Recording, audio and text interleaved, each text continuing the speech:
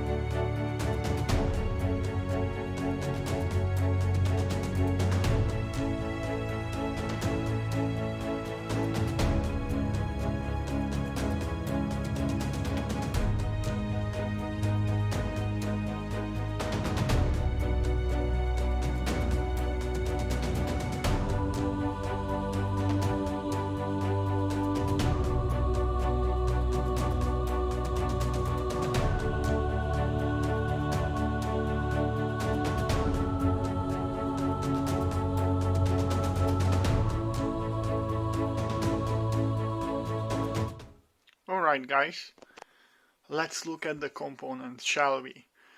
So I'm going to unbox each one by one. Let's start with the motherboard. I think that's the motherboard. It's an AORUS B550i Pro AX. It's Ryzen compatible, I mean Ryzen 5000 series compatible, because I've got a Ryzen 5900 to go with it. But it's very important for you to get, if you are going to build a PC with Ryzen 5000 series, you need to get a compatible motherboard. Now, the compatibility with all the motherboards comes usually in the form of a BIOS update, or BIOS flash. If you buy a motherboard, make sure it's compatible with Ryzen 5000 series, or it's soon going to be. Now, for me, I had to update my BIOS. What we've got here. Let's open it. Alright. Okay. Nicely packed. Alright, it's going to be a bit hard with one hand, I suppose. But I will try to do my best. We have to be gentle. Yeah. So, packaging is soft. It's good.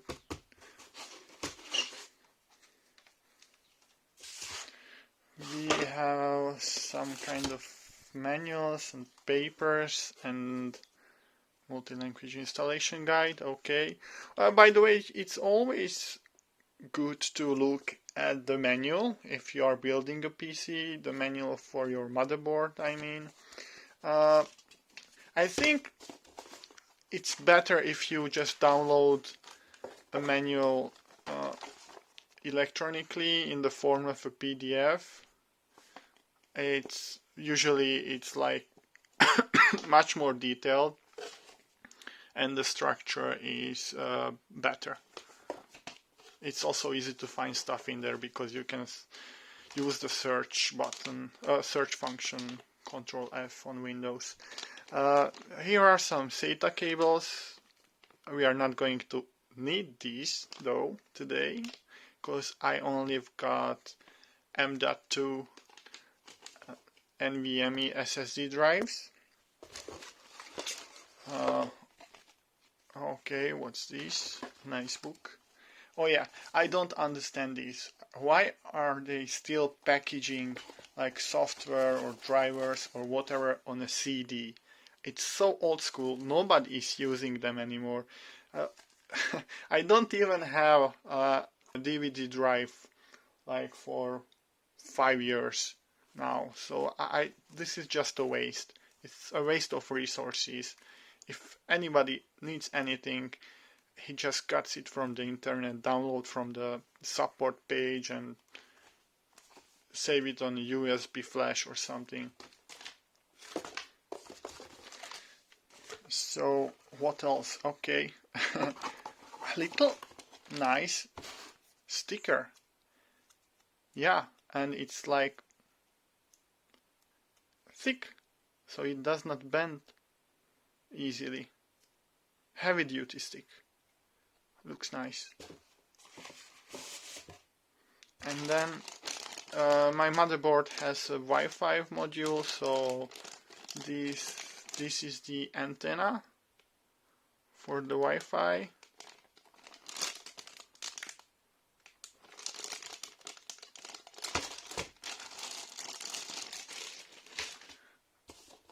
And then we've got, I think this is a fan adapter.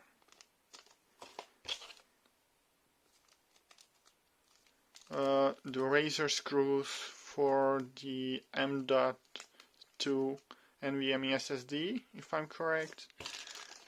And here we've got some more cables. What is this though? I'm not sure. I will find out later. Yeah, let's pack it back because we are not going to need it now. Anything from it actually. Just pack it back. Don't need this either. Or oh, okay. My SSD drive just fell over. Okay, I think I'm going to put it down. Yeah, that's much better. So let's push this sideways. Let's look at the motherboard now. Now this is going to be problematic with one hand. Oh yeah, here it is. Beautiful. Beautiful. Still has the plastic up here. I think I should remove it, because I have a feeling I'm going to forget it, and it's bent over there and it's bent over here. Oh yeah. This is a nice feeling though.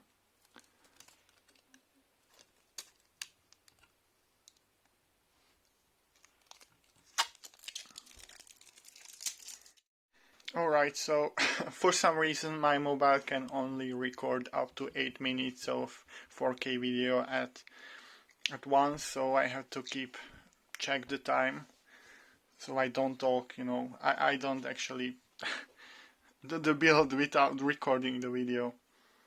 I will keep this in mind. Anyway, here is the I/O field. As you can see, if you have an onboard, well, if your processor has a built-in GPU, you can use the DisplayPort and two HDMI outputs for your video. And now this motherboard has around 1, 2, 3, 4, 5, 6 USB ports. This one is USB Type-C, and this one is a special one. As you can see, it says BIOS. This is actually used for the BIOS update, the BIOS firmware flash. And this button is this is the magic button to make it happen. On my motherboard, on the GIGABYTE AORUS, it's called QFlash Plus, the functionality to flash your BIOS without the need of a CPU or RAM, basically anything except of a PSU and your motherboard. To make our motherboard compatible with the new 5000 series Ryzen processors, firstly we have to flash a new BIOS. And in order to get this BIOS, we have to visit the official GIGABYTE site for our motherboard, locate the support tab, locate the BIOSes and download the latest BIOS, which should be the first one in the type table. Let's save it. When you save the BIOS, you can just unzip it. And in this folder, there is just one file that we need. And it's named something like this, depending on the version of the BIOS. See, this is 14E, so it's .14E. Anyway, what you need to do is to rename this file. Firstly, though, make sure that file name extensions are enabled in the View tab of your File Explorer. And we have to rename this file to GIGABYTE dot bin. Yes. Once it's renamed, you have to put this file onto a USB drive. Ideally, you want to format your USB drive as a FAT32 file system. Let's do it. Quick format is enough.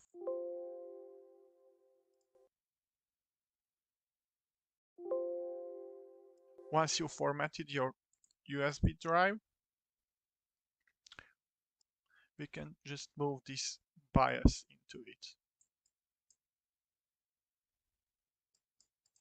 And it's done.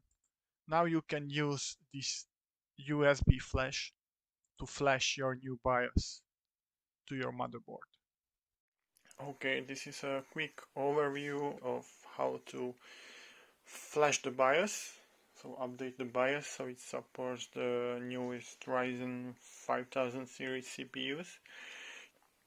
I also have a PCU power supply unit, and actually you need to connect the 24-pin connector to the motherboard and also the CPU power connector over here.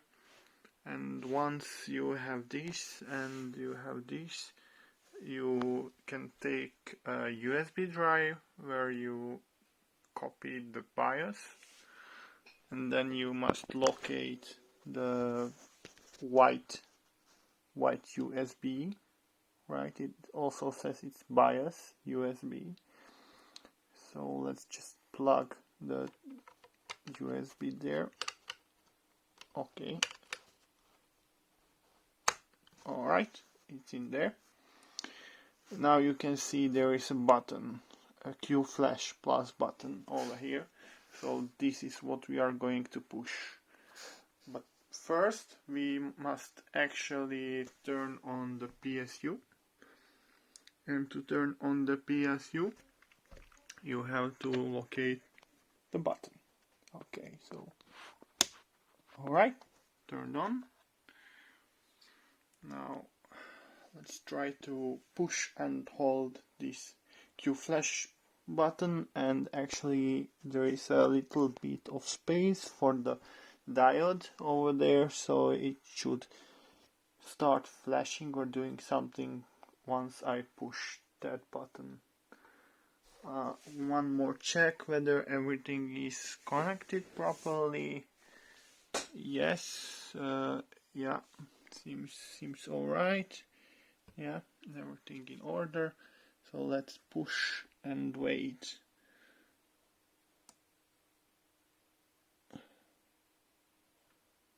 Oh yeah, it started blinking, as you can see.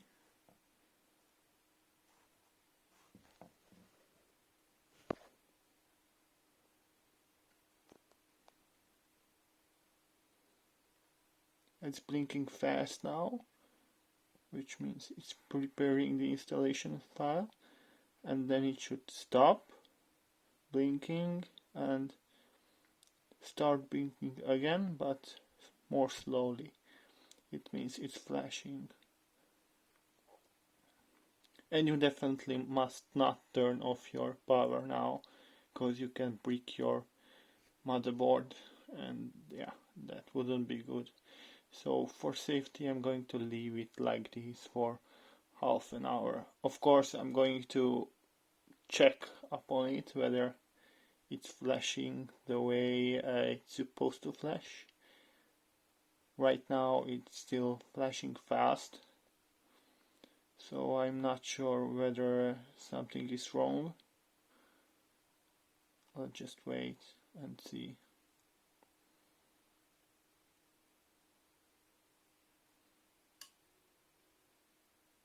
Yeah, my PSU just turned on for a second. Okay, now it's flashing slowly. The LED light is flashing slowly, which means that the BIOS is getting updated. So let's hope everything works out and it will go smoothly. Now let's actually put the processor onto the motherboard. Alright, so let's unpack the processor now. Ryzen 9 5900X. Yeah, that's it. That's the good stuff. For gaming, the 500-600X is more than enough, but if you want to do some productivity stuff like video editing, or well, if you need your computer for work as well and you have to compile a lot of code and keep doing a lot of stuff at the same time and having lots of applications open, resource hungry applications open, then this one, the 5900, is definitely going to help. So let's get to it. I already opened it before. Funny thing is, it comes in a big package. It does not have a cooler, so I suppose instead of the cooler they just use a cardboard filling, as you can see. Oh my god, this is going to be really hard with one hand, but I don't have like a camera mount or anything like that. I'm just using my smartphone to make these videos for now. If it goes well, I will upgrade.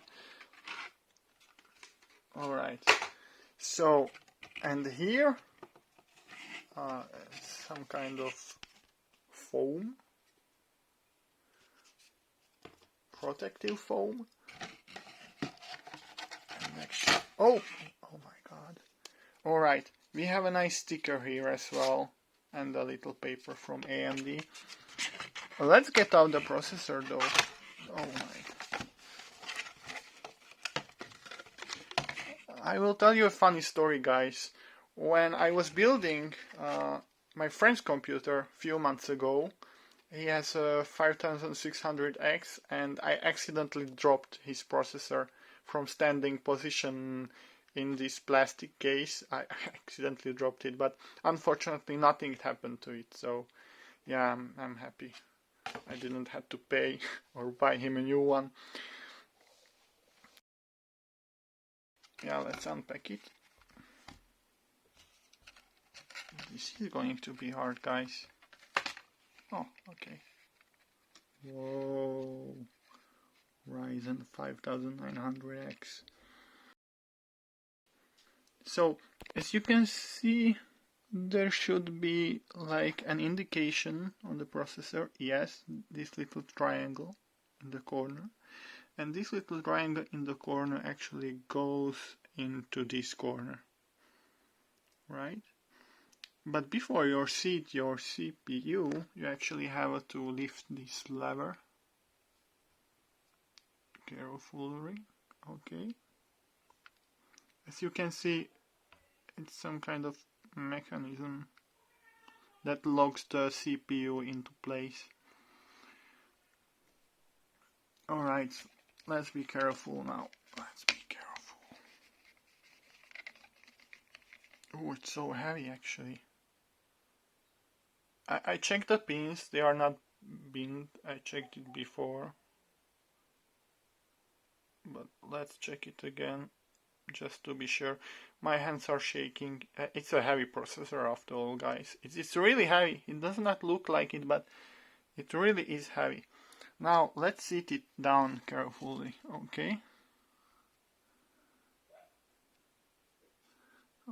I think I have to put down my phone for a while. Okay, I'm not sure if you can see me or not, but does not matter right now. I have to be really careful and put the processor into the correct place. One more check. Yes, the triangle goes there. Okay. Now let's align the pins. Oh yeah. It's sitting there nice and tight.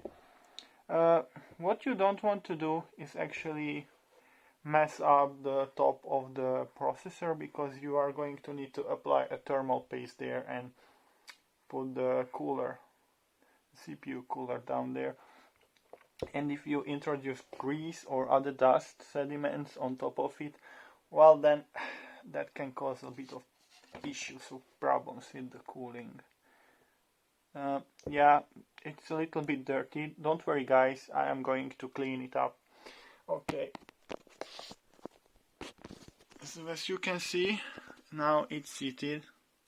Oh my smartphone is overheating from recording 4K videos. Yeah, it's Ryzen 9500. Okay, I can actually capture photos during the video, so it's a handy feature. Anyways, as you can see, it's seated nicely, like on every side.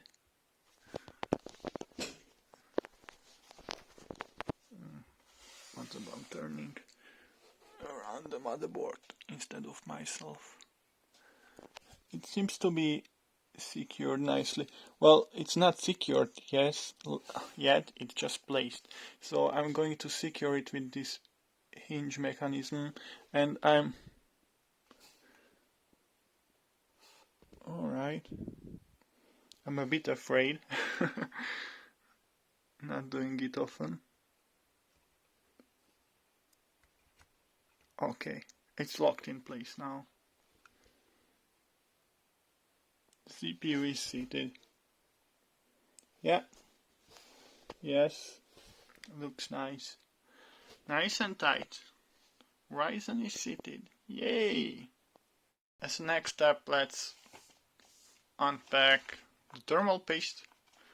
This one is supposed to be really good. I went to some reviews, and like from the normal kind of thermal paste, this one is one of the best, if I don't count in the liquid metal ones. I'm not sure the term liquid metal for the other ones is the correct one, but I just hope you understand what I'm trying to say. Anyways, let's pack it out. Here it is. Oh yeah.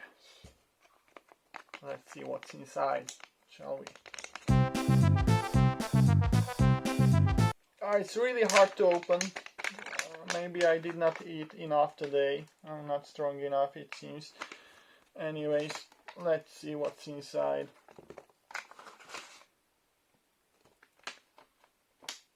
And yeah, one more thing. A little spatula to spread the thermal paste. Can come handy. They also have a manual how to spread the paste, so we will go according to this. And here is the thermal paste. It's not a huge amount, but yeah, it should be enough. Alright. So what do they say? It's in many languages. Chinese, Russian, okay, English. Clean, okay, we should clean it first, right?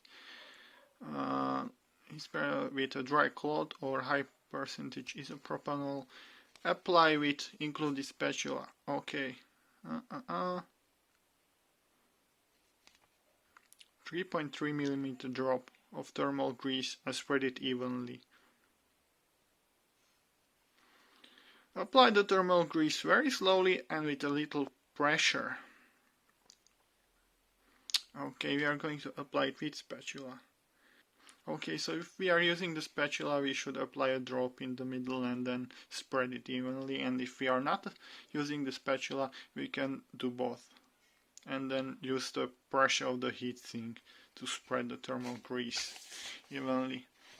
Alright, good to know. What's this?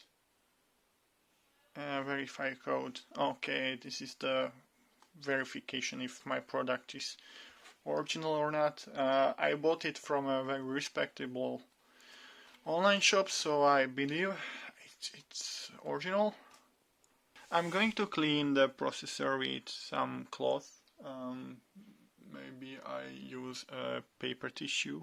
Not sure that's the best, but I don't have the isopropanol to clean it with, so I'm just going to rinse it with a bit of paper cloth and with a bit of cloth for glasses, I suppose. Before we actually apply the thermal paste, let's look at my CPU cooler. Okay, so let's push the SSD aside. Push, put. Anyways, if I would be a Jedi, I could use force push. That would make some actions more easy in real life.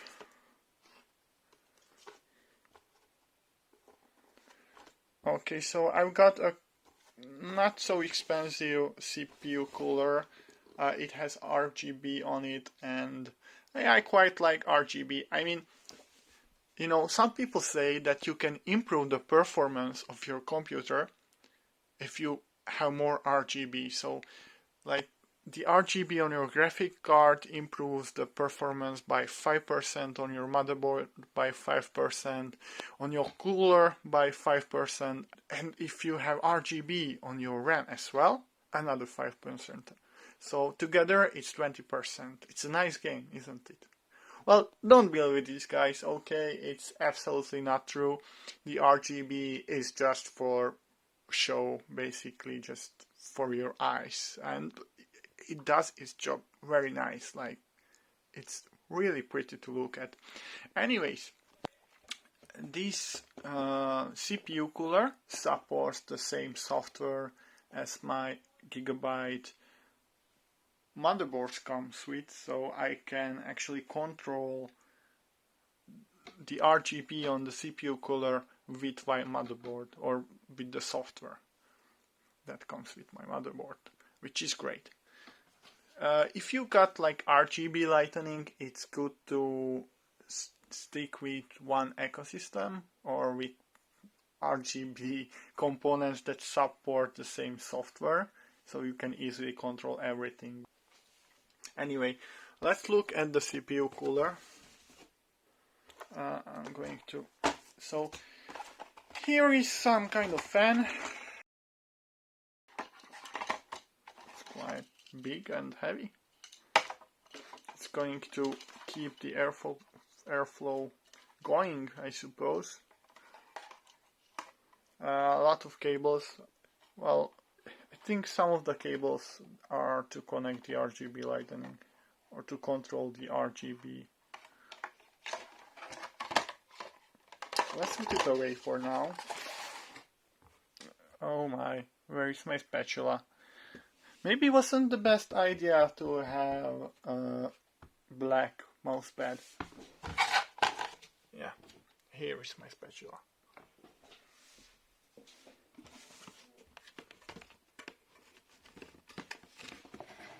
Let's pull out. Oh my. Okay, this is the CPU. It has some plastic cover. And yeah, it's nice, it's alright. Well, if it works, and it lights up with RGB colors. I'm going to be satisfied. Of course, I'm going to tune the temperatures later on because I'm a sucker for that. Let's see what's in this another box of the CPU cooler. Oh yeah, the mounting brackets, I suppose. Nothing more in there. So the mounting bracket, oh my, this is just a lot. Alright, here is an additional controller, RGB controller, in case your motherboard does not support, you know, the RGB connector. You cannot control your CPU cooler RGB with your motherboard, then you can control it with this little device, little controller. Now I have to study actually how to assembly the cooler, so I will take some time to study it and I will get back to you guys.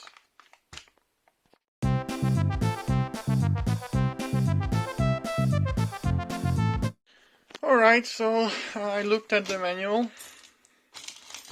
and I just poured out the stuff of this little plastic bag on the table. As you can see, there's a lot of stuff in there. Screws, yeah, another screws, and actually they packed in thermal paste as well, but I just bought a better one because I don't really trust the thermal paste that they pack in with CPU coolers, although I'm not sure how good is this one. Okay. Yeah, so I'm going to assemble the system. I'm going to need... Wait a moment. Okay, so this piece is already there. See the black piece? I'm going to use that black backplate of the CPU cooler. But first, I have to remove it. Okay, let's get to it. I'm going to put this away. I'm going to get a screwdriver, which is handily over here, fortunately. And then I get to unmount these default screws over here. 1, 2, 3, 4. Maybe you can see it, I'm not sure. So let's just do it, shall we?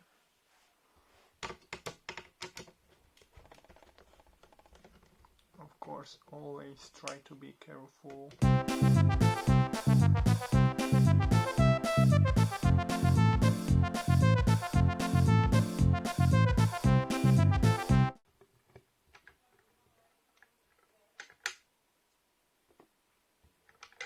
Alright, cut them out. Now, they say I should use the E components. There should be 4 E components. I have them here, see? They're just little black plastics. It can go only one way.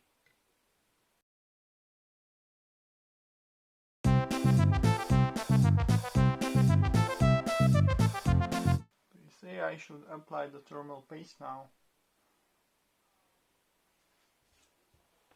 And after I apply the thermal paste, I should use the metal bars with the letter L.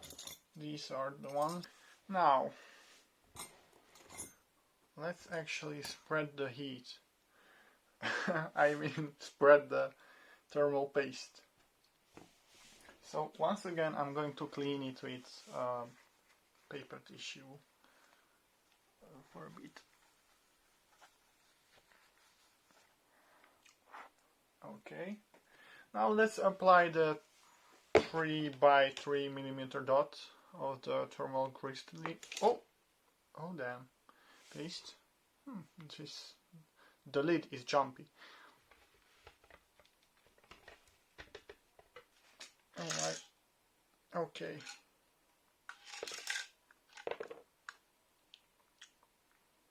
Alright, I think first we are going to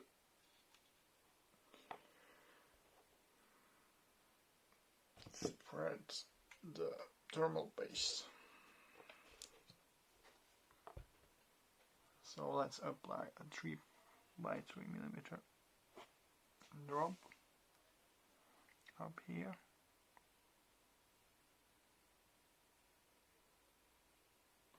I think this is plenty. Is it? It's a bit more.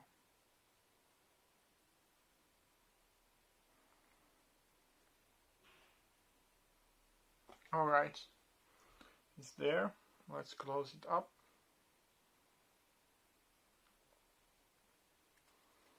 And let's actually catch the spatula. We should clean this spatula as well, I suppose. Just to make sure nothing gets on it.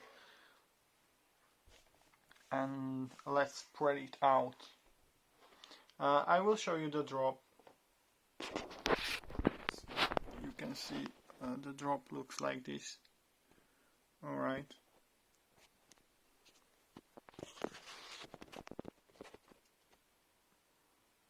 Let's continue, shall we?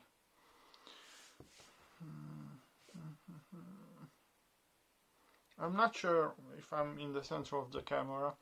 Hopefully, though, you are able to see the CPU, and I'm going to spread it with the spatula.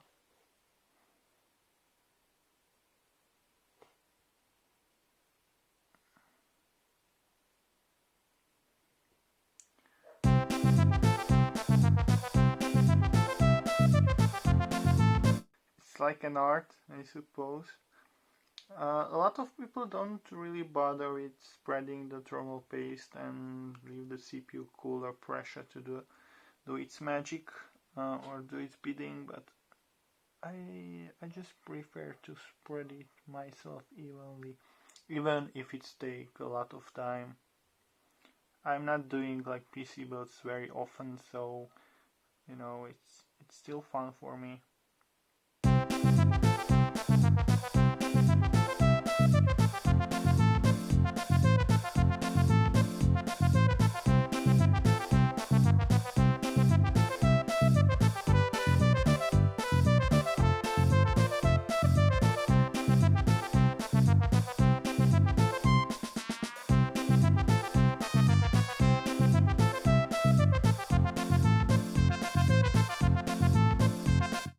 I think I need to apply a bit more though.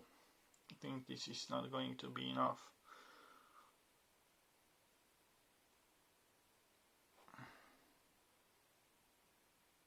I just realized that my camera was off again.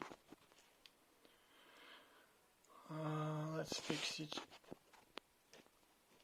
I'm recording now, and I applied a bit more of thermal paste because there's going to be a lot remaining on the spatula itself, so yeah, and I still need enough to cover the whole processor. You have to be very gentle with it, extremely gentle, and I need to use the spatula in a different angle. Now this bit is the sides are a bit tricky though, because I have to turn around the motherboard to get better access to it, but then you guys aren't going to see a lot except of my big nose.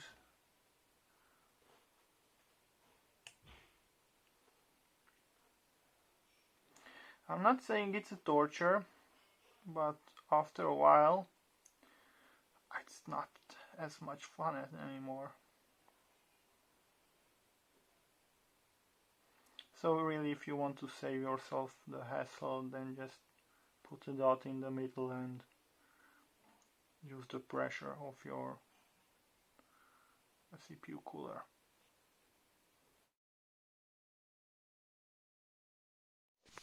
So the status is like this.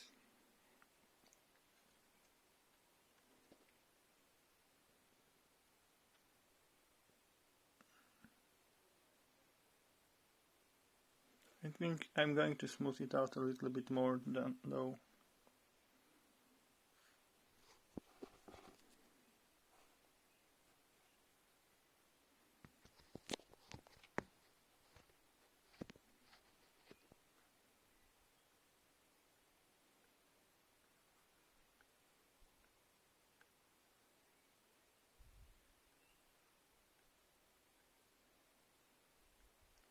Now I'm just actually putting my spatula down on it, just pulling it without any pressure applied.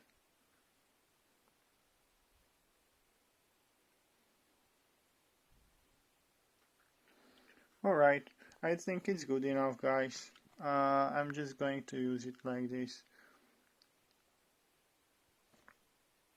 You can, comment in the video, comment in the comments whether this spread looks good or not. I would say it's like maybe average. Let's call it average.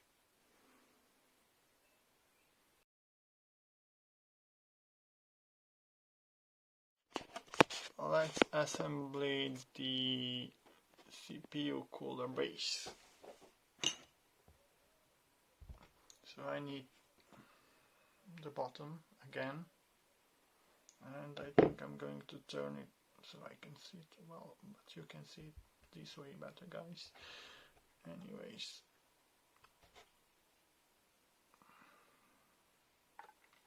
this is supposed to go here.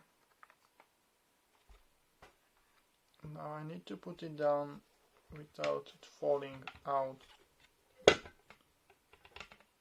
Okay. Alright. Now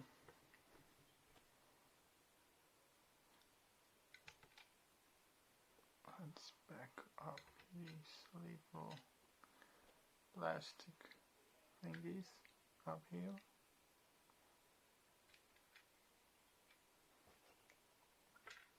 Oh my. Alright. Now I need these metal bridges, let's call them bridges, and I need to screw the metal bridges with the N screws.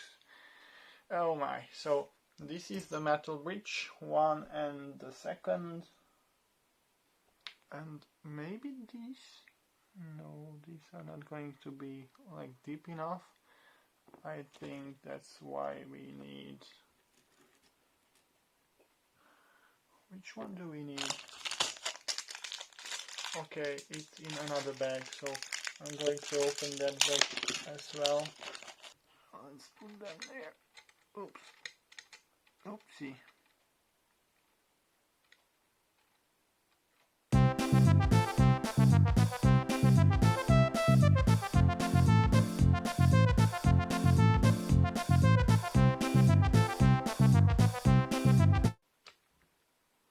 Wait a moment.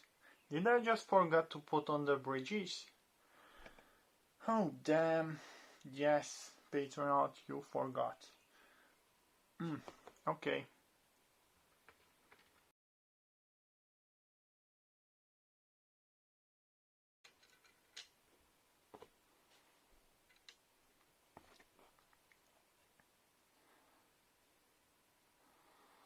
Okay. So the screw goes here like this. And it goes in there. I see. And this one goes here.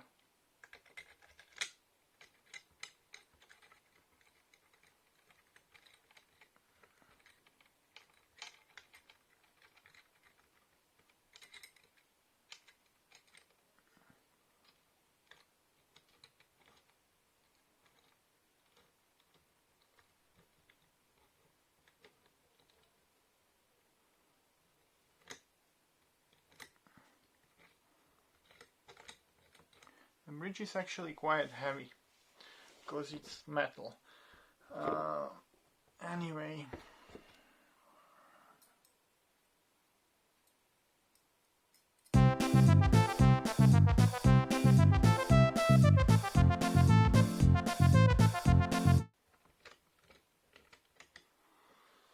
Now let's use the screwdriver.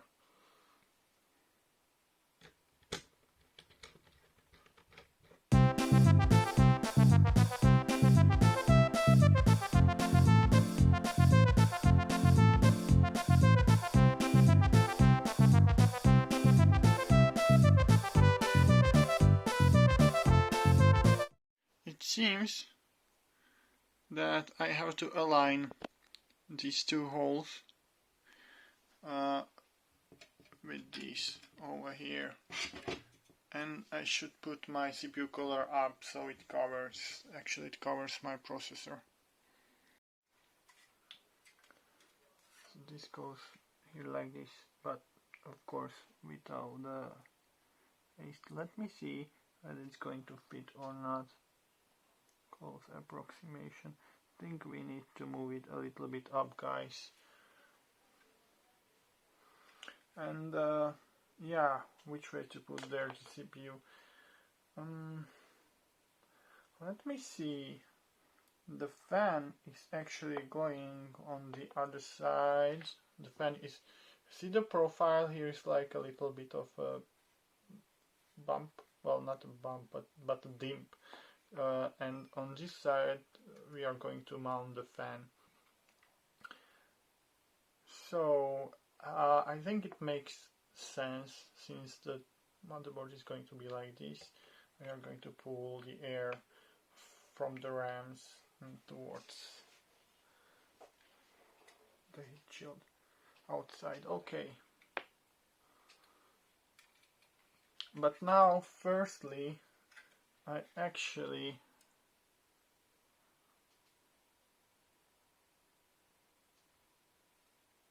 need to align this.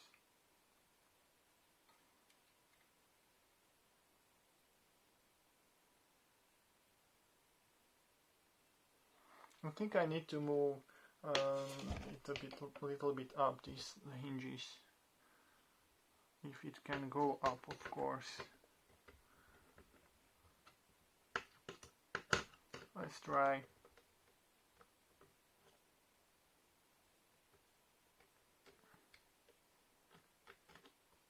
Okay, not really. Well,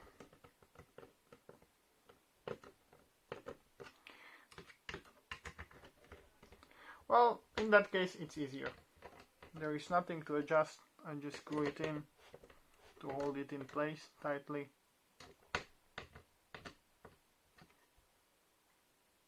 And that's it.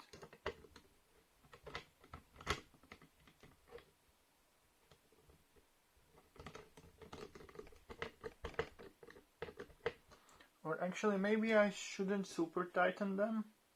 But if I don't tighten them now, will I be able to tighten them later?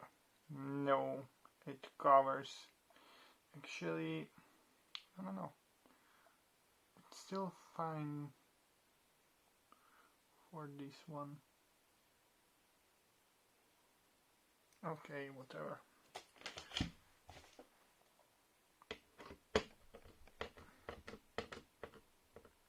Let's just see with what we can do.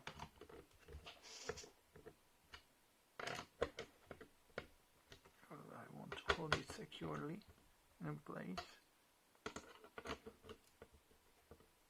Okay, but I don't want to break, of course, the plastic legs.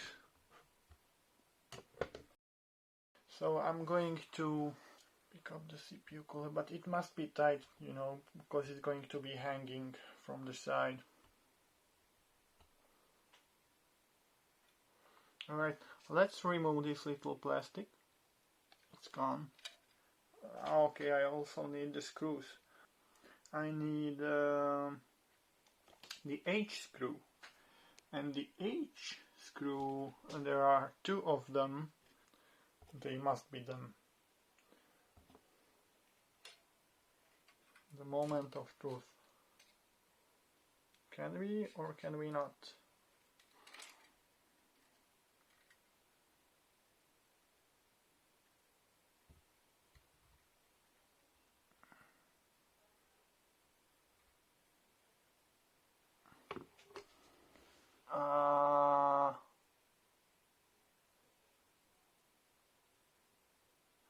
We might have a problem over here. What did I do wrong? Because you cannot see it, guys. I will show it to you. It seems the bridges are not high enough. See? This is the problem I'm dealing with right now. I don't know why is this the case. I need to investigate. It's both sides. I went to YouTube and actually I have found a really nice installation guide for the Silentium PC Ferra 3 Evo CPU cooler, but in their manual these bridges we are actually aligning with this top plate, so I'm not really sure what's going on here. Maybe I should just use the screws and tighten them as far as I can, not to break anything. I will try. I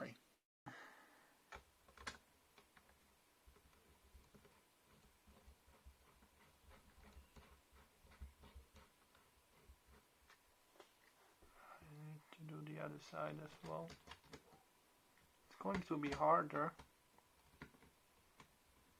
There is less clearance for my screwdriver. Okay.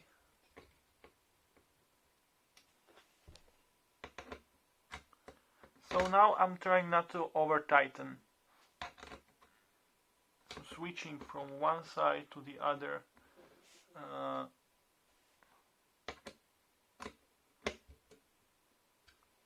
Trying not to break anything.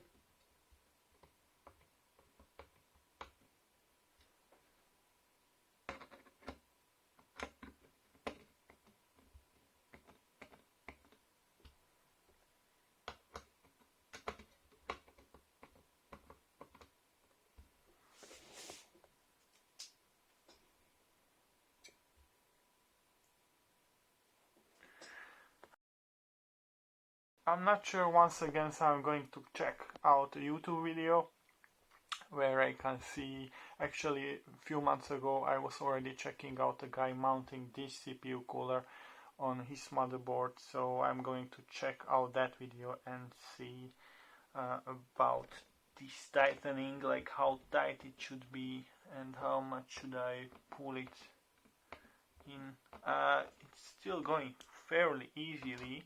I'm like not overdoing anything, I think, not putting too much pressure on it yet, but that can be misleading. So I'm going to watch a YouTube video. Okay guys, so I'm still not sure whether everything is okay or not. I looked at YouTube at some assembly videos, but they did not show this part, like whether there is, how big is the gap between the bridge and the CPU, not bridge. So I just continue tightening them up. I will just continue. Oh yeah, okay. It seems that the screws are actually pulling in the bridges, so the bridges are rising up. Haha. Ryzen rising up, right?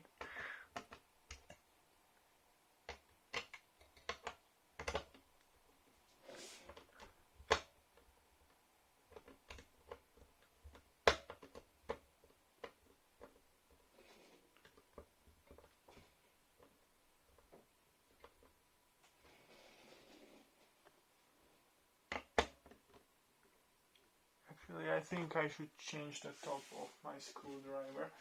I'm going to use a bigger screw head for this. Oh, it's hard to pull out? Okay. Oh my.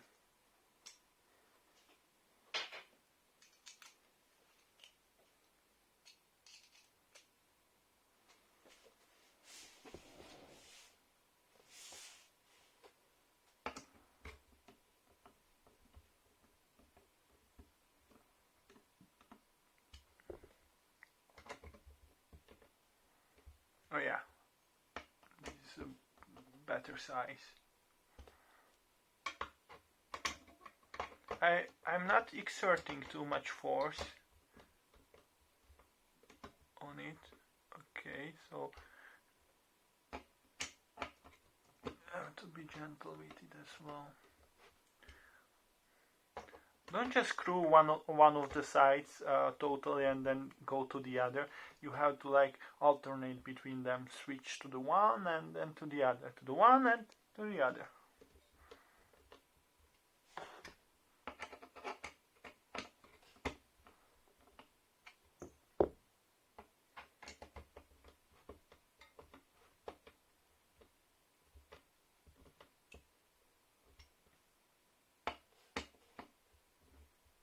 Okay, this one does not go anymore, and this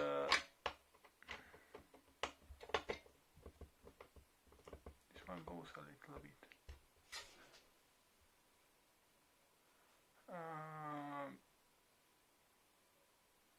Yeah, I think they are alright. Okay. Just double checking the other screws.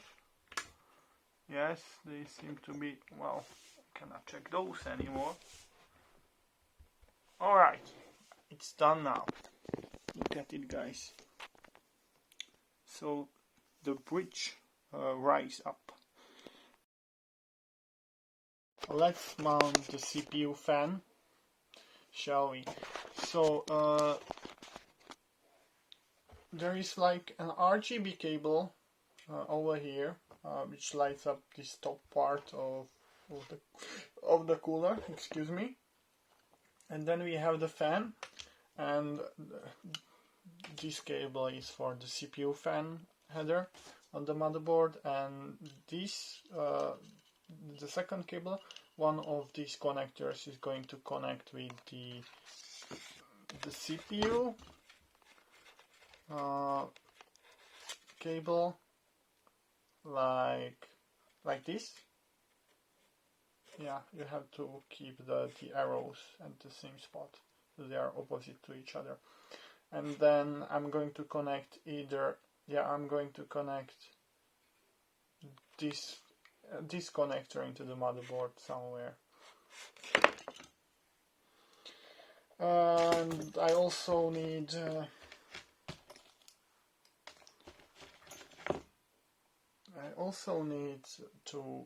these hinges or handles to hold the fan at its position.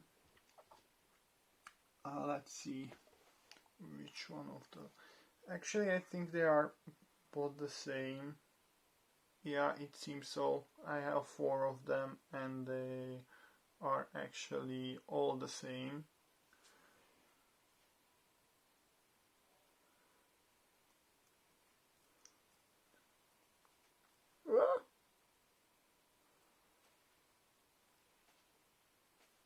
Yes, all the same, so it does not really matter which one I'm going to get.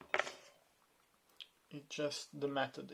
I think it's going to be hard, and I should also look up where is the RGB header on the motherboard, so I can either pull this cable through this hole while the fan is not there yet, or it should be on this side. I'm not sure yet, so I think I need to check out where is the RGB header on the motherboard. Alright guys, so I have found out that the RGB header is actually here, this one. So I need to connect one of those cables that I have showed you earlier. This one here. So you can see the arrow shows pin 1, which is the closest pin to me, so it should go like this. Actually in, but yeah, you get the idea. Oh my. Now I have just noticed that I need to get under here to mount my SSD drive as well, and now I have the heater here, so let's hope I will be still able to remove this. Actually, let's try to remove this now. Okay guys, I'm going to pick up an old screwdriver with a little head. It should be alright for this purpose. No, it seems I need even smaller. Alrighty, now I've got a smaller one. Let's just switch my hand. Okay, the video is going to turn around, isn't it? Maybe not. So we'll just unscrew this. Screw you! No, screw you!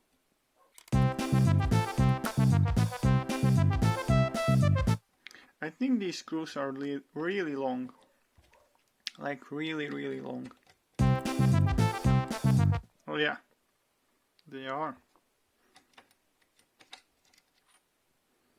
Okay. Oh my.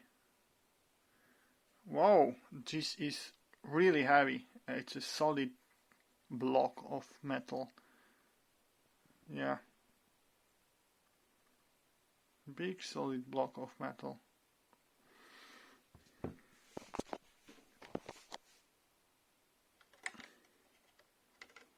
This is the M.2 drive placeholder, I suppose. It is, it seems like it.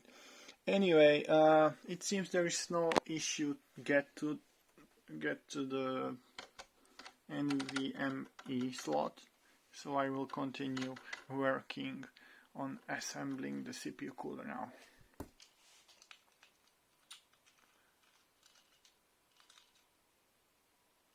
So I want to do it like this. There is a lot of cable over here. Cable management is chaotic, I suppose. Is it going to be okay over here though? I think so. If I connect this over here and then connect it there, yeah, that should be okay. Let's do it this way, guys. Let's do it this way. But then I'm going to cover up the RGB. Actually, if I leave the cable here, it's not going to show nicely, so I'm going to unroll this cable and yeah, I'll just mount it like this actually. Then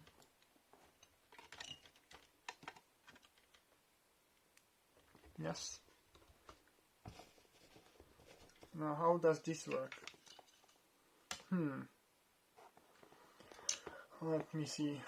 So these the ends actually go into the holes. I'm not sure if you can see it well. And then I have to put it up on one of the sides. Really? Like this? Something is not right, guys. Something is not right. I have a feeling I'm doing something wrong. Ah, I understand. Okay, so I have to turn it around, and actually I have to put it this way, like this. Oh yeah, it makes much more sense now. But it's not going to be easy to assemble. Oh my god. Oh my gosh. Come on.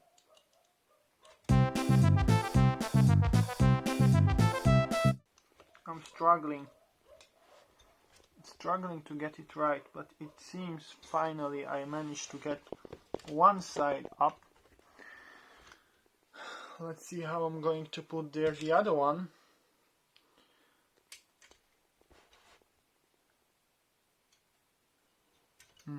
Like this. So suppose you go into this hole, you go into the other hole,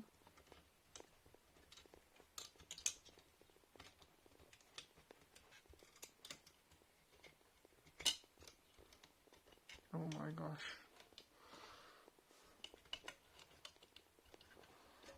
and now I have to pull it over the CPU. Oh my.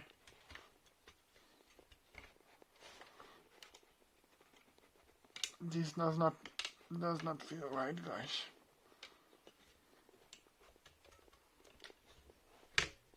Oh, okay. Alright.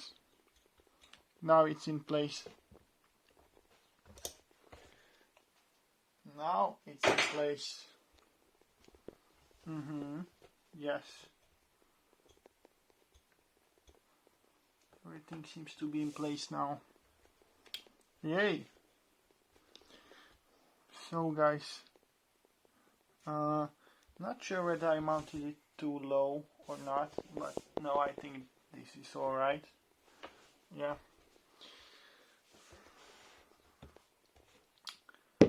Oh, success. Now, let's continue assembling these cables, right? So, let's see. I need the CPU fan cable, which is over here, and this goes actually here. Alright, so I think we can put it in there already.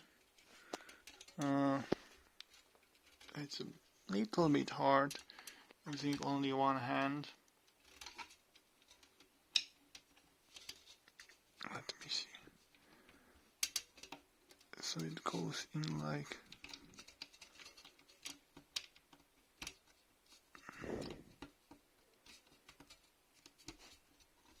Yeah, like this. It's on there.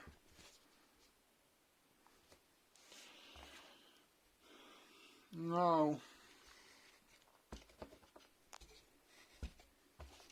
so this is going to be here. Alright, this cable and this cable. Maybe I should route them like this way around the CPU cooler. And actually we know that it goes into this pin over here, but first I must connect it with the other one, so I think I will pull the other cable around as well from the fan. Yeah, well, it does not matter, I can just pull it over. I can just pull it over like this.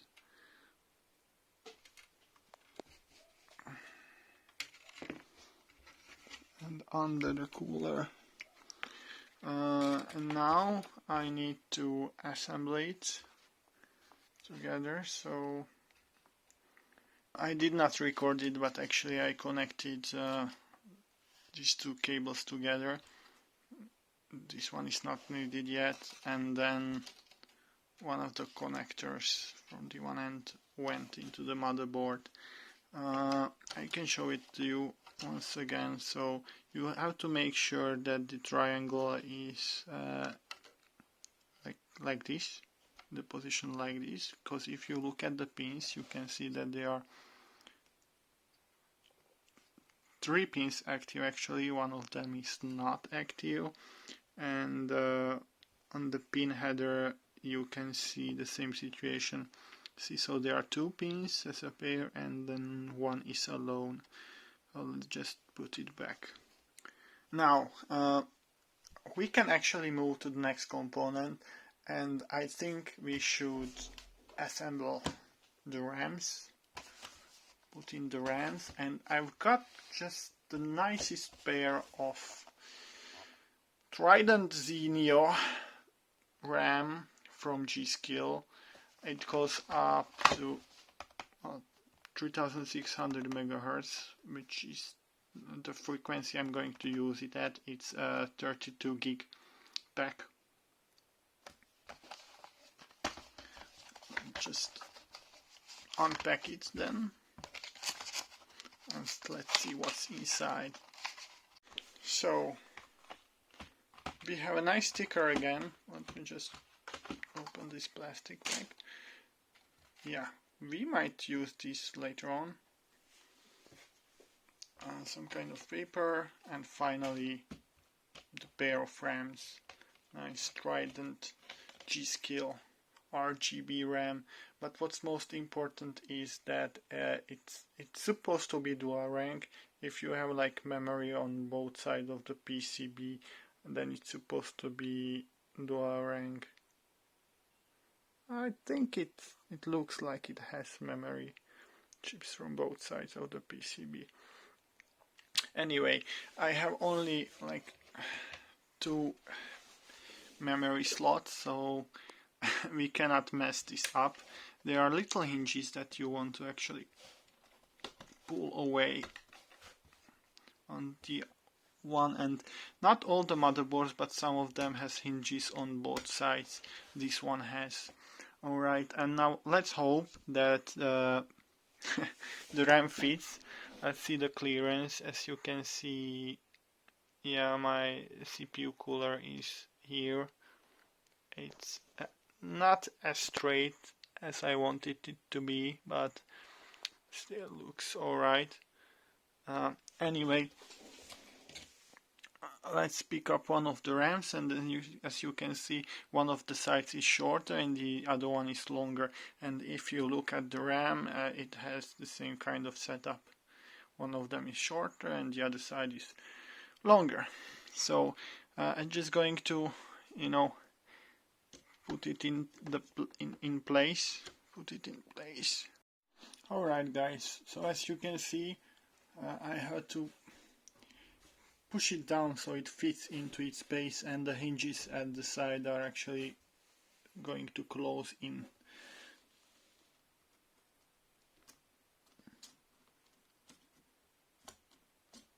No, am I doing something wrong? That seems to be the case.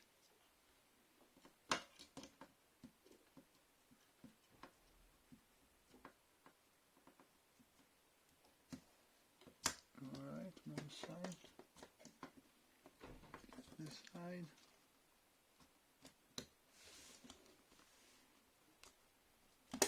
Oh yeah. Did you hear the click? And you can see that on both sides actually the hinges are closed up.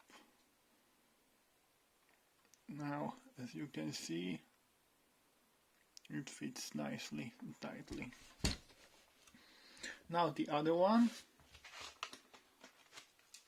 Let's pull out the other one.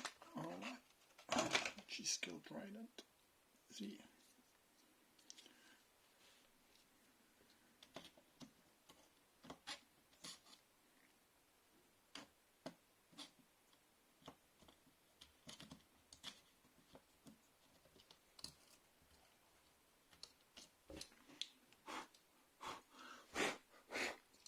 Just blowing out the dust if there is any at all. And now I have to push it down again so it fits, and we should be able to have a satisfying click.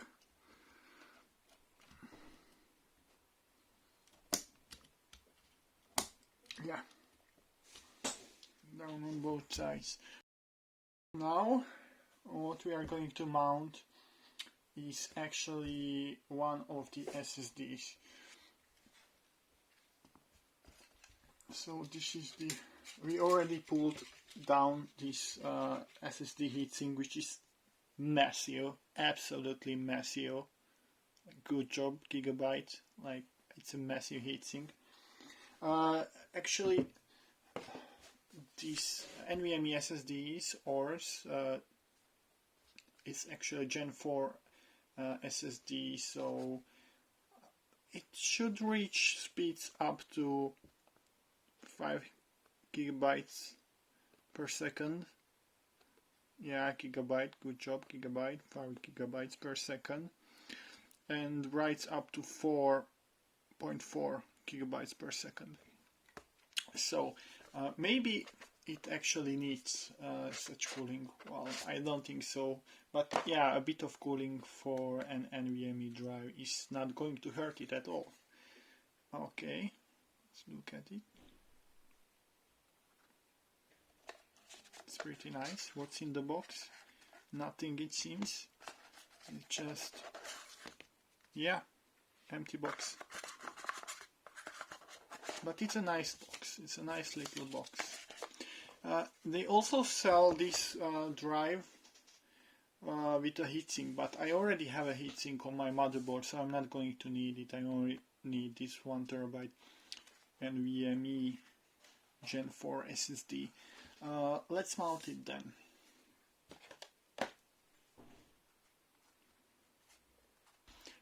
I'm not going to pull it out just yet because we still have to remove the placeholder over here, as you can see.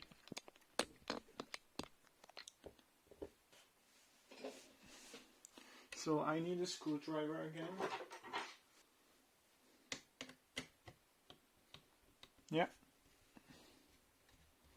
this is the one.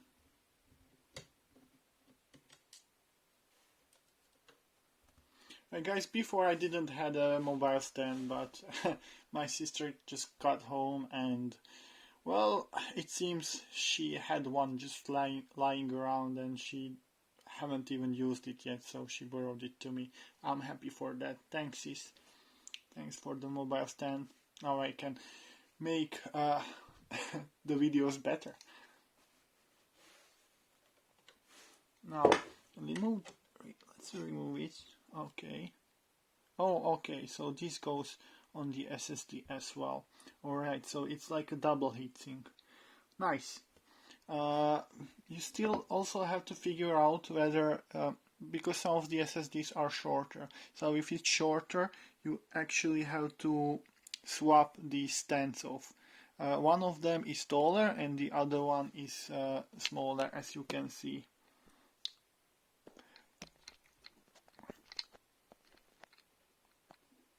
Alright. Now, let's pull out the SSD. Nice. Let's put it in place. You should like insert it sideways at an angle into its socket. I have to see where the socket is actually. It's down. What? Let me just check because I'm confused. Okay, now I see it better. So it should go like this. Up here, yeah. Yes. So it's there. Now you actually just push it down and secure it with the little screw that we just pulled out. But first we are going to put on the heatsink as well. So let's just peel this away. Wow, that was a nice feeling. And let's just put the heatsink back. Actually, guys, before you put in the SSD, you have to remove this middle part there, because it was like making it too tall. So I removed it with some pliers. Maybe that's not the best tool for it, but yeah, that's what I have in hand. Now, so I put back the SSD, right? I'm going to push it down, and now I can secure it, because I don't think it's possible to secure it together with the heatsink, right? But maybe it is actually possible if I use the middle part, which was there, and actually yeah, I think this is the way to do it. So first I use the middle part now on the SSD, and then I put on top the heatsink. It's going to sit like this, and then I'm going to use the little screw again. I think that's the way to do it. Let's see if it works out. Okay, so I'm going to put this back. I would like to tighten it with the plier a little bit, but I must be very careful because the SSD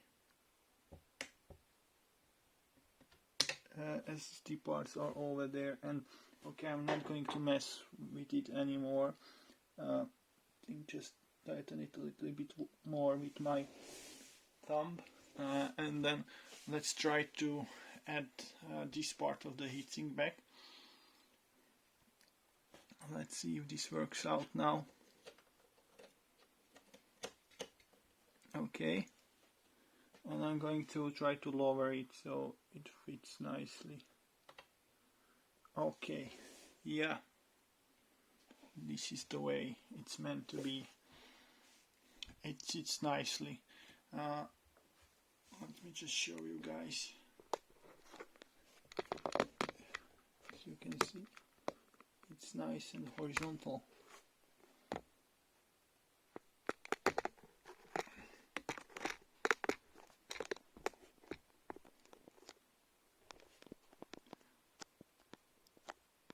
Now, let's put back the massive heatsink, shall we? Oh yeah, no, first I have to use this little screw. Okay, nice, safe and tight. Now let's put back massive heatsink over here.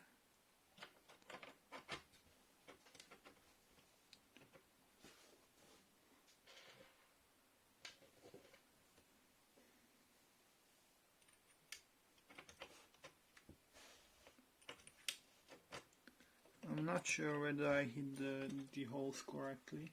Oh yeah, it seems it's there. So let's just tighten this up.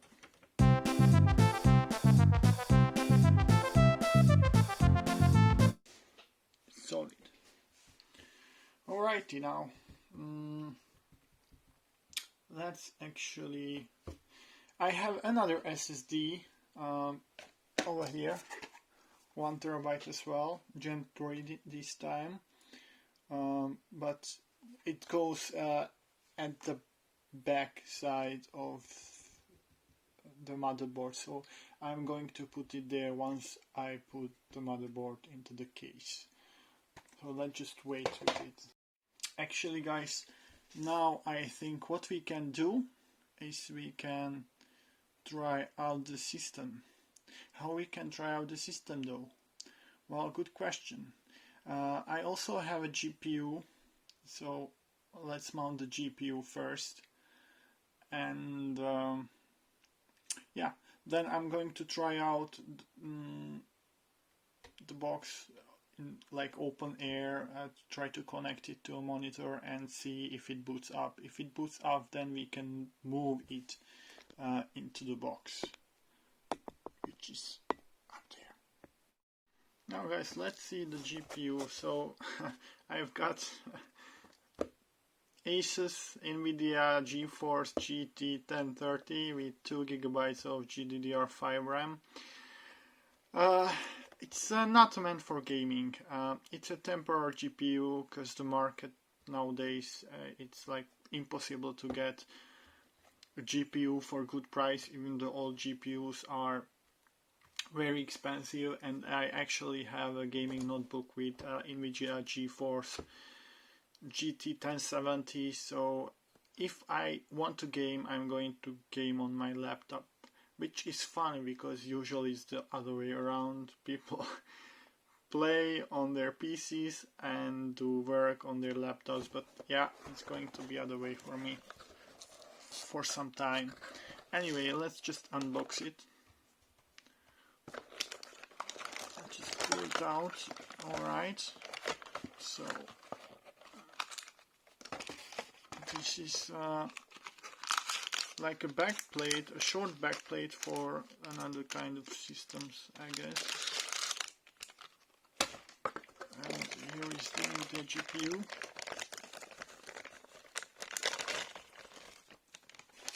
Alright. So it looks old school, right?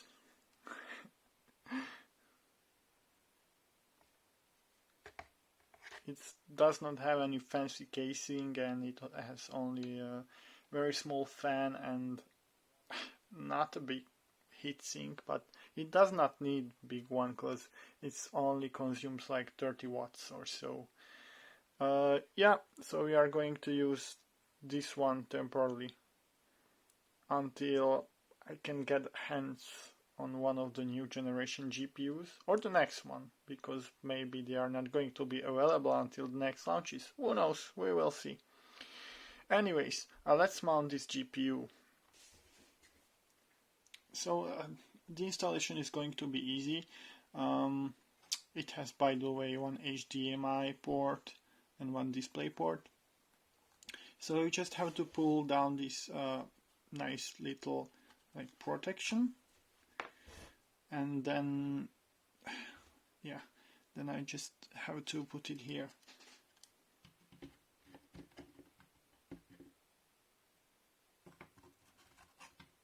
And can I put it here? Actually, there's going to be a bit of a problem because you can see that the side is actually sticking out, so I cannot push it down. And I'm wondering actually, what if I used a GPU with like a backplate, because this heatsink is very close. So I'm afraid if you want to use a normal GPU, you cannot have this heatsink up here because it's just going to interfere. Well, let's see. Anyways, it's same hinge mechanism, so you have to unlock it. And I'm going to put the motherboard on top of its box. Let's grab the GPU and let's put it in place. Again, it should click into place nicely and tightly.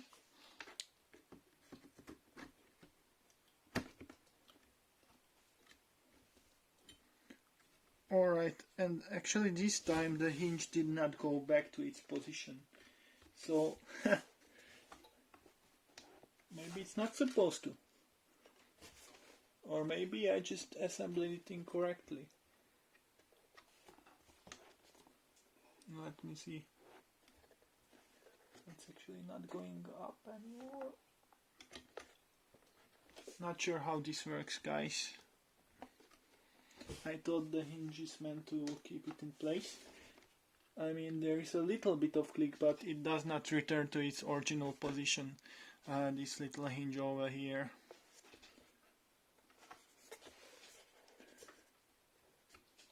Well, it's not like this GPU is going to fall out anyways. It like holds there quite tightly, to tell the truth. So I guess it just goes up a little bit back. No, this is the trick. So I had to push it down a little bit more, and now you can see that the hinge is horizontally in its original position. Now the GPU is secure, well, as far as it can be secure whilst not in the case. Anyway, guys, finally, what we are going to try to do right now is to connect the PSU and power up the system. And let's see, well, if it powers up. We should also connect the display so we can see the BIOS booting up. This is going to be a fun part. Now, dear visitors, let's get to the second last part, or the third last part of our PC build, which is the power supply unit. As you can see here, I've got a nice small form factor Corsair SF750. It's a modular PSU. Oh yeah, and it's quite heavy actually. It has a lot of documentation and yeah, a lot of cables. This is actually where the PSU is covered itself. It's quite small. Let me pull it out first. Alright, and here we have the cables. So the power cable, yes, this, I don't know what do you call them. Well, this is the CPU cable apparently. And then we have here the motherboard cable. Yes. And actually these are the only ones that we are going to need now, because the GPU does not require additional like power source from the PSU, because it only consumes 20 watts. But regardless, you have a lot of additional cables here and some nice cable ties as well. A pair of them, actually 3 of them, which can come handy. Anyways, let's pull out, okay, another cable ties, the traditional ones, and some screws, I suppose, to fix the PSU in place. There, important note. And yeah, secondary like adapter, I suppose, to a traditional form factor, so you can mount it in a traditional case as well with the traditional PSU, because you have this adapter. The PSU itself, Corsair. It actually can operate without the span finning if your system does not require a lot of power. This is the power button, and here goes the modular cables.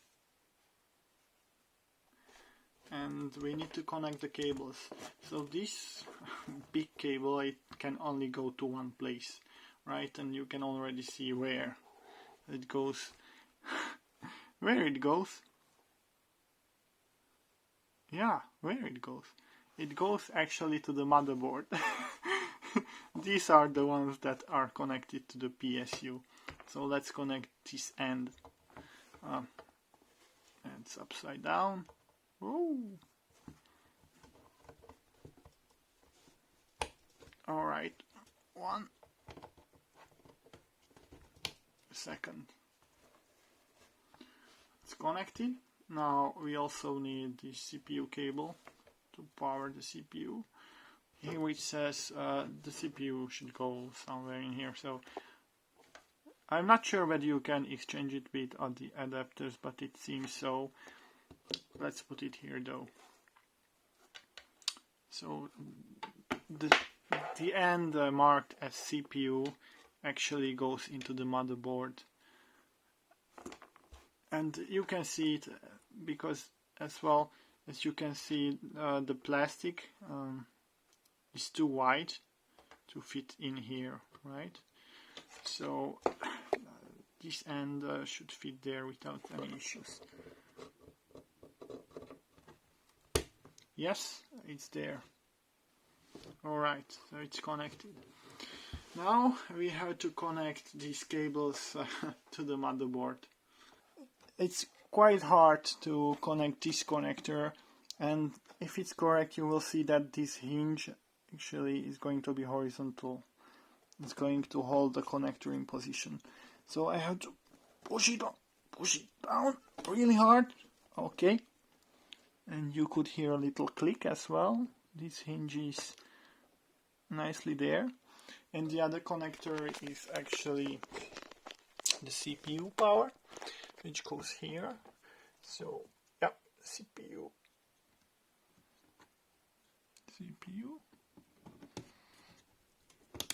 Push down. Nice. We almost have everything. Let's unpack the power cable.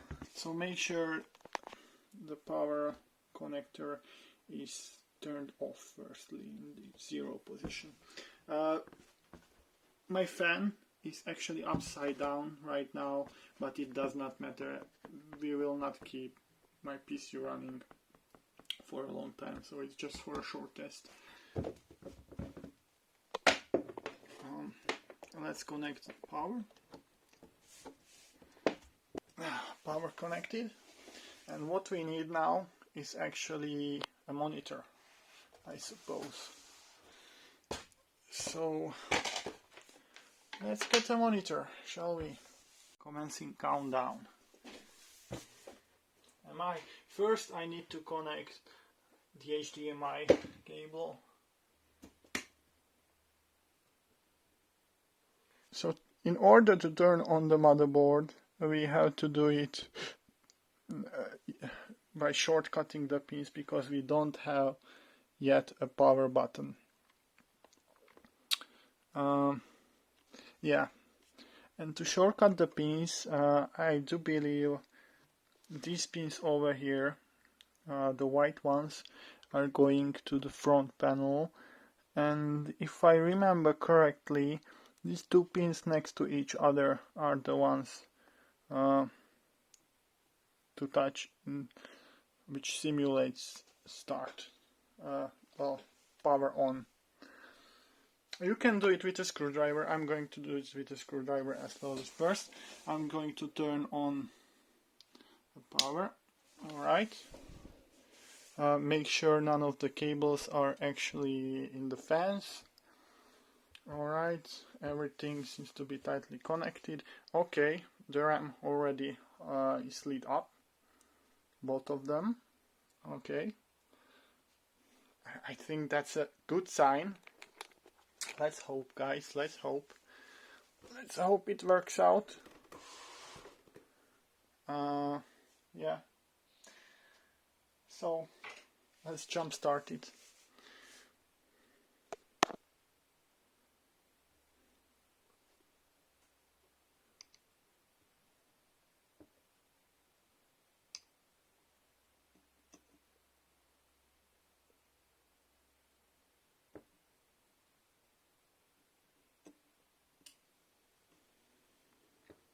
Okay. The fans are spinning. Oh, it's already lit up. Yeah, the motherboard as well. Nice, nice.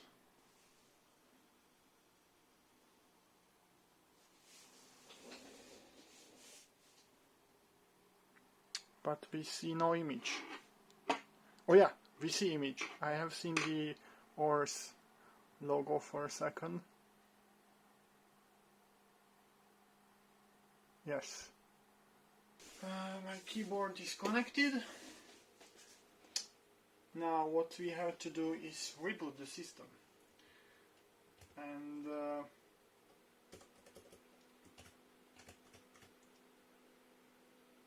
yeah, so how I'm going to reboot the system? Okay, I'm going to turn off the computer by switching out the PSU, which is not advised, but I don't remember the pins for restarting, so let's do it just this way.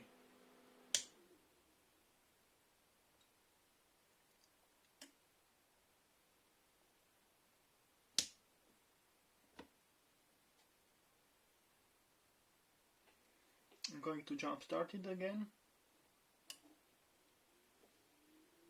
Alright, and I'm going to press the Del key or the F1 key, because that's usually used to get into BIOS. Oh yeah.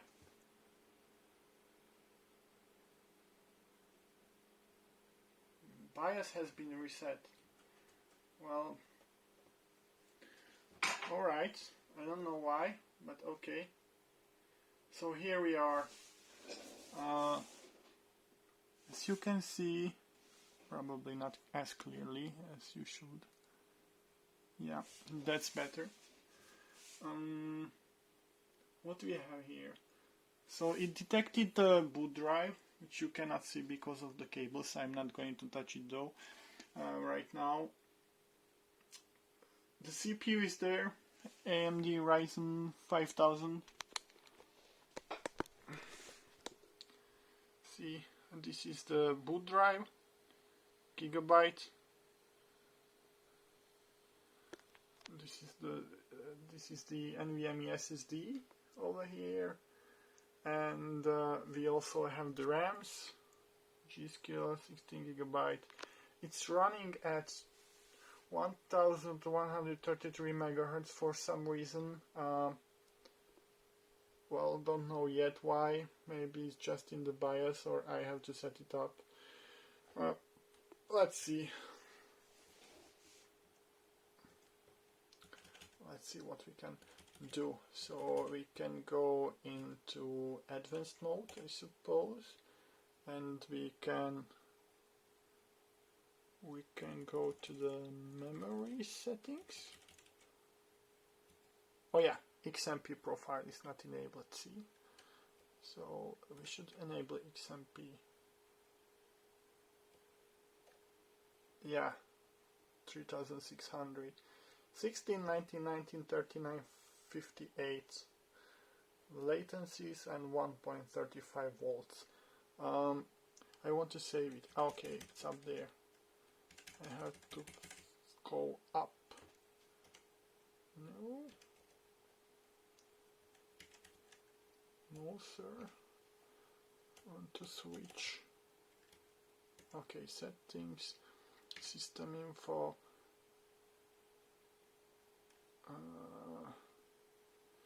CMS support.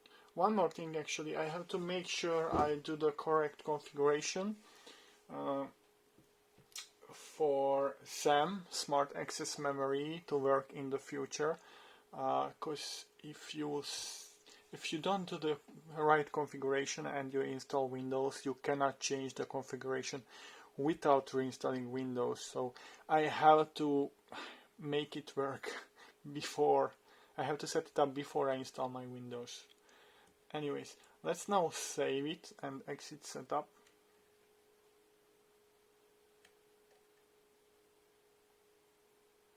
And let's reset.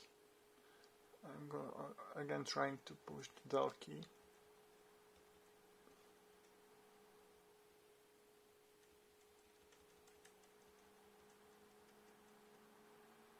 Alright.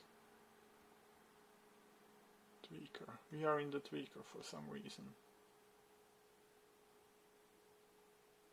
Let's go back to easy mode. Now the memory is running in XMP profile. It seems right, but then the frequency up here is still reporting 2133. I don't know why. It seems you have the CPU frequency up there, and below that is the memory frequency. I suppose that's the RAM frequency. The voltage seems to like match, I suppose, because the RAM is supposed to be like 135 volts or 1.4. I think that's the RAM. And then we have the temperature. Right now is 40 degrees for the CPU. And if you check the M.2 slot, you can see that in the M.2A slot we have the GIGABYTE AORUS SSD, NVMe SSD. In the PCI Express slot we have our GeForce GT 1030. It's only running at PCI Express times 4 because it's not powerful and it's enough for it, I suppose. And then SATA, nothing in SATA. It seems everything is in order. CPU fan is working. GPU fan is working, apparently. GPU fan is working. The lights are working. Now guys, it's finally time to assemble the PC case over here. And I've got the second last part of our build, which is a Cooler Master NR200P PC case. It's quite a compact case, around 20 liters, I suppose, if I remember correctly. And it has a tempered glass panel, as you can see yourself. Alright, visitors of Virtual World, let's check out what's in this tiny sized box. So, I'm going to put away the tempered glass panel. The foil is still on it. I don't want to scratch it. it's a little bit harder to get it out, so yeah, actually. I also have a standard mesh panel. It comes with both panels, one of these and one of the same ones on the other side of this case. We have the manual, right, which will come handy for sure, because I'm a noob. I need manuals. And here we have, whoa, a big box of accessories. So let's just unpack it. Oh, and I cannot pull it out. Okay, let me try to actually pull down the front panel, because it's possible to pull down the front panel as well, as you will see shortly. So it comes down quite easily. It's thick, it's like pretty thick, so it's solid piece of metal. Yeah, let's put this away as well. And then we have the other side. Well, here's the front I/O. As you can see, here is the power button, and then we have two USB ports, and I suppose this is the reset button. Yeah, seems like it. This button is a little bit flimsy. The reset button is solid. And yeah, also an audio output, 3.5mm jack. Now, this is the mesh panel. The other side, let's get this away. Alright, I'm putting it away to a safe place.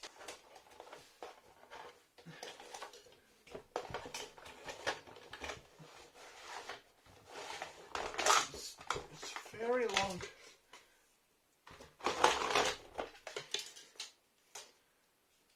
tying cable. This is the back of the case. As you can see, well, the GPU can be configured both ways actually, because it has a razor cable. It can go vertically or it can go horizontally. Traditional, this is the power outlet. And up here we have a mesh again, two spaces for the fan. The first fan might not fit in all cases because sometimes the PSU is going to be in the way. It does not have a filter, but at the bottom and actually at the sides you have the side mesh panel. Here is like a magnetic filter.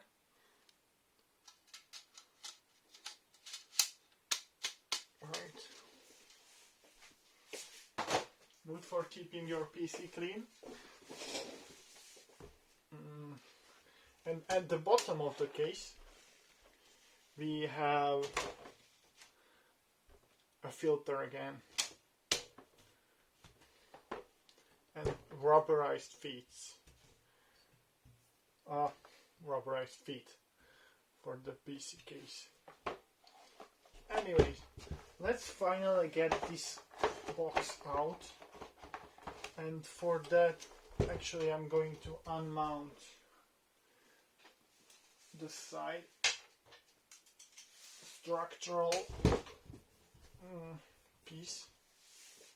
You can mount additional HDDs here, but if you mount your, or you can, I think a water cooling solution can go here as well.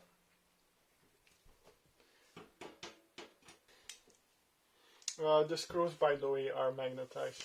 Okay, so it just has two screws that holds it actually, and you can pull it out like this. Now finally let's get to this box. Cooler Master box accessories. And what we have there are two big nice fans. Just pull one of them out quickly.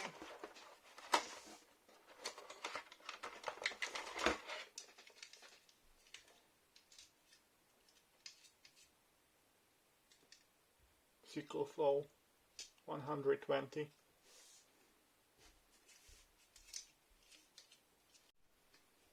second, and yeah, this is like a junction for the fans so they can share. What's in the box? Oh yeah, we have more stuff in here. Woo! A lot of screws and cable ties.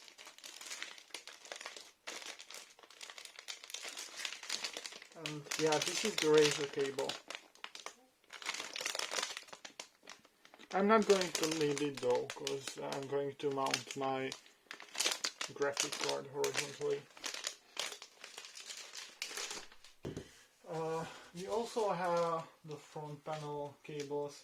Oh, this is a nice touch. Actually, I'm going to show you, because a lot of times the front panel cables or pins are separated, and here actually it's connected, so I suppose I can just take this and connect it directly to my motherboard if the pins are correctly assembled. I don't know. We will see.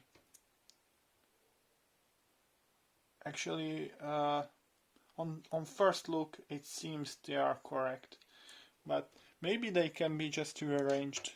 Yes, they can be just rearranged. Actually, this plastic is just a helper, which is very handy, because a lot of times, as I said, it's really hard to like manage to put all these separate pins together and push them into the, well, on the pins on the motherboard. So nice touch, Cooler Master.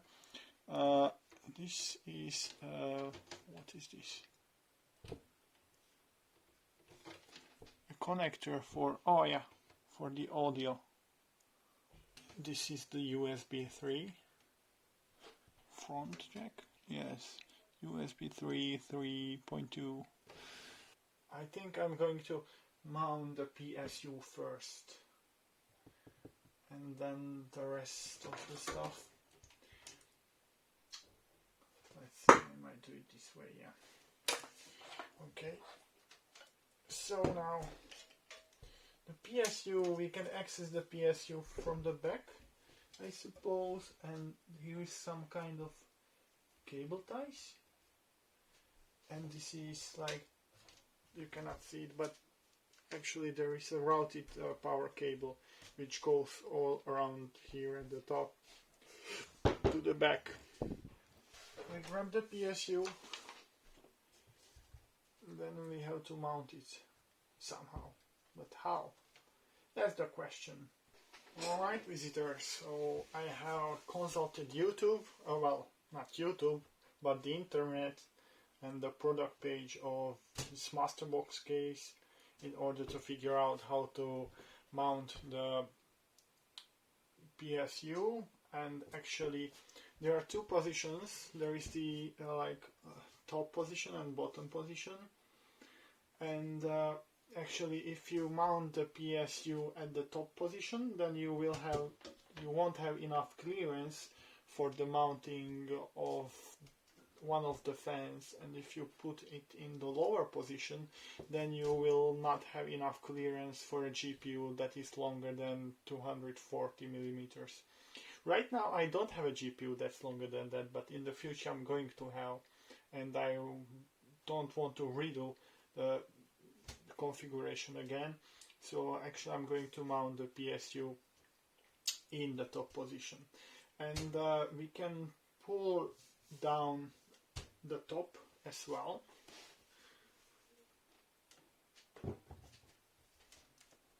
So it should work like, yeah, like this. Alright, you can put it away. And now what we have here, this is the button. This is the flimsy button, and the flimsy button is actually detachable. I guess that's why it is so flimsy. Alright.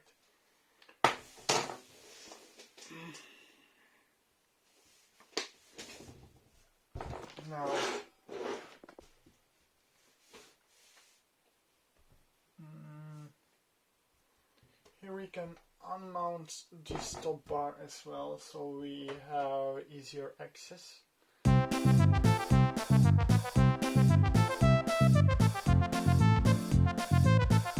part. PSU bracket is mounted in the bottom position. And I'm going to move it up here.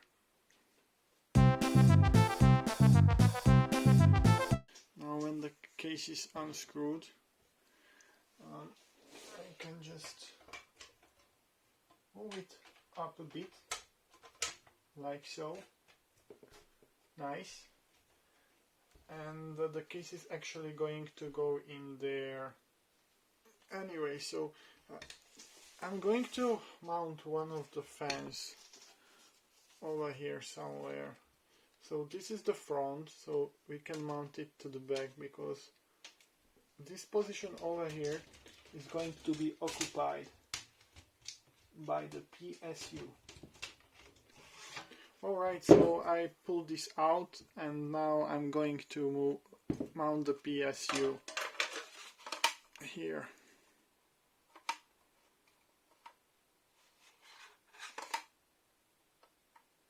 So I need a screwdriver again, and I have to get to work. Now, I suppose there are screws here from the motherboard itself. Okay, we have another sticker, another nice sticker. I might use it as well. Just put it next to the other stickers. We have 4 of them now. So we have 4 screws over here for the PSU. Can mount it only from the top. Oh yeah, and I'm mounting it the other way around. No. Yes. It should go like this. So it's going to get fresh air from the other side of the panel, and the exhaust it upwards. Okay, so I have caught it with 2 screws now. It's not going anywhere. Now we are going to have 4 screws holding it in position, which should be enough. Now, one thing to note is that you have to turn on your PSU button, because you are not going to be able to get to it easily once everything is assembled. So you have to keep it turned on. Like I'm going to turn it on right now so I don't forget it. Now let's just put it back. But before we are going to put it back, we actually need to reroute these. Okay. Up here, I suppose. No, it's actually, it fits. Alright. It's fine then. Yeah. Okay, everything is in order. Nice. It's there. Let's screw down the box itself, and actually I already lost. I thought I lost already one of the screws, but yeah, I thought a screw screwed me by getting lost, but it seems it was right in front of my eyes, and now I can see it already. It's just hard to mount this hole. Oh, okay. Must be careful. What happened here?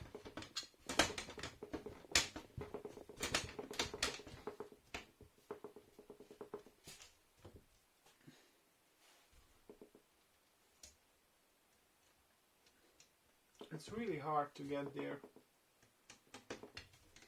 I'm getting screwed all the time, it seems.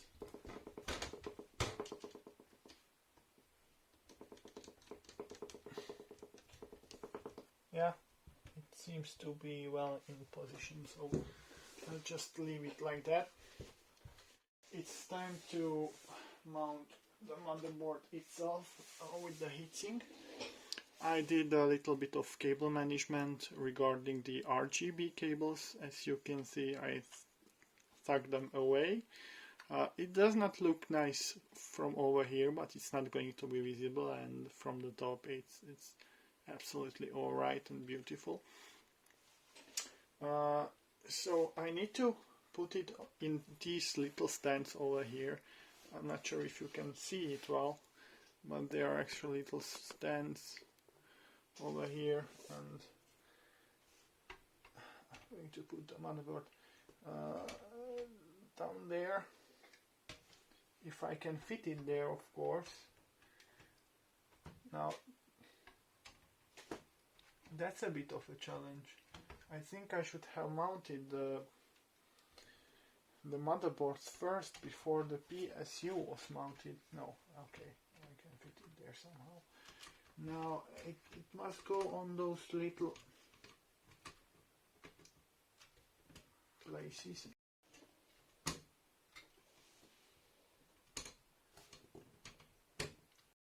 Okay, I managed to fit. Seems to be okay. Let me check. So the back panel. Not sure whether I should attach the back panel differently here, or it just goes in there like this.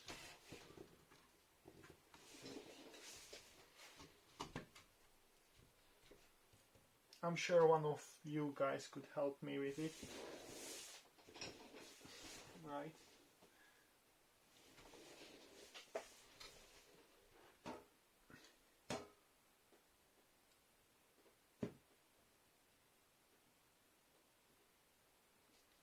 Yeah, I think it looks alright.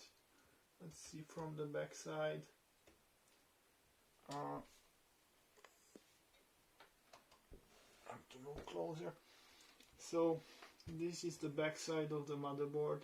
We are going to mount the second NVMe SSD drive over here, but first I have to mount everything else.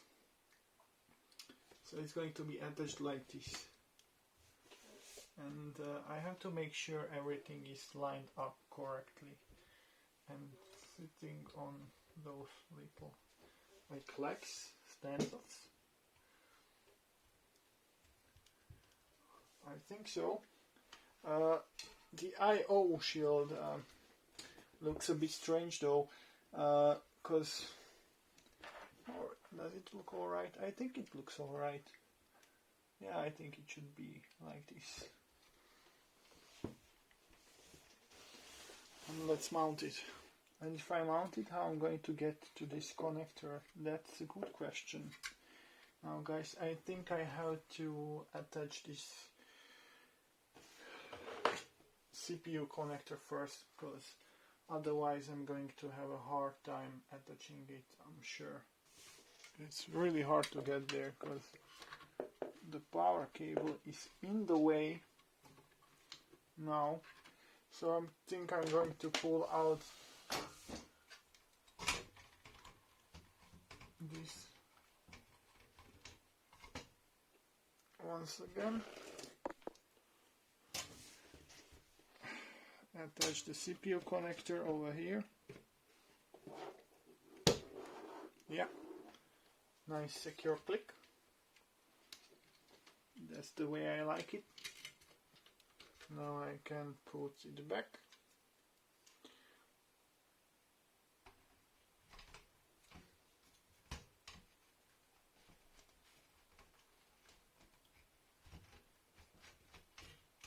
It's a little bit tricky, guys. Okay. And now again fix it into its right position.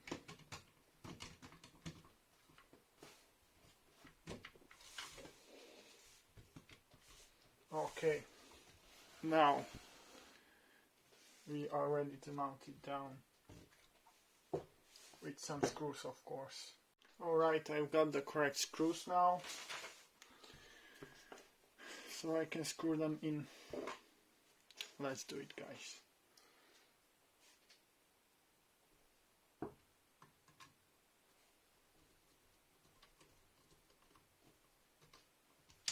One down, 3 to go.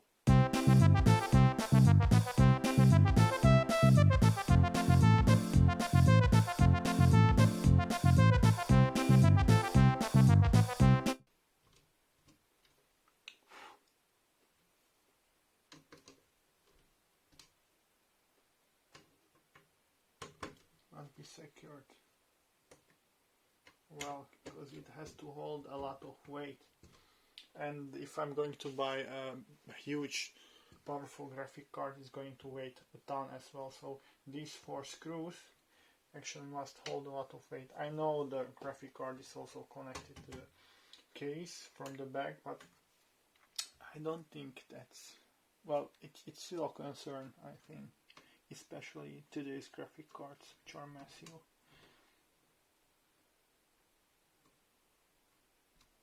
I don't want to over tighten it though, but I also don't want it to be loose.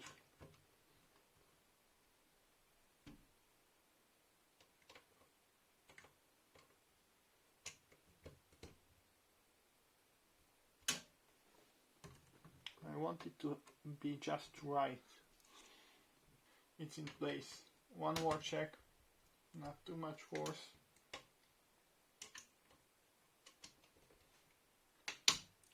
Okay, sorry, CPU cooler. Okay, cool, it's done. So before we mount back the RAM, actually we are going to connect all the cables, and we will leave the RAM and the GPU and the additional SSD as the last parts to mount. There are some zip ties over here as well, which we can use, and I'm going to use them.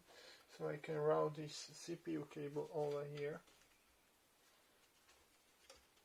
like so. The other one.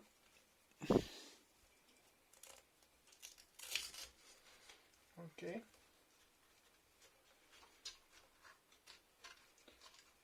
SSS, come on. Okay, and then we can actually route it through these another ties as well. Then it can go into its place, and it must turn around a bit. Okay.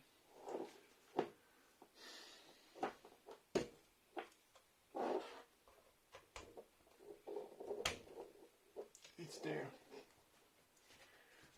Let's unmount the button, shall we? I think it's locked in place with only one screw, so I'm going to quickly unmount it.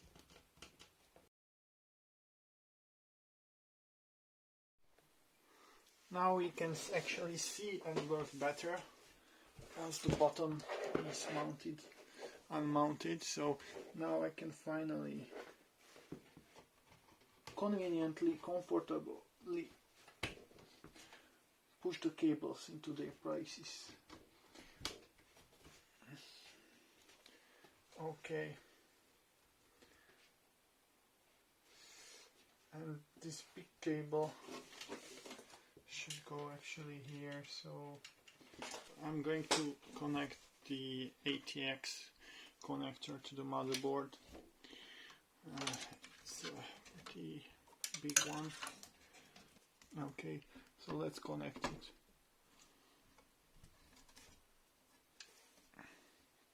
Anyways, I push it down and it should click in. It's really hard sometimes to push it down. Yeah, here is the click. So I'm thinking about, I'm not sure you can see it or not, but you can see it now. So I'm going to pick this up and route it through here like this. Oh,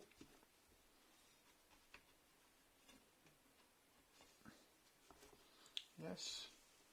I'm going to put it through.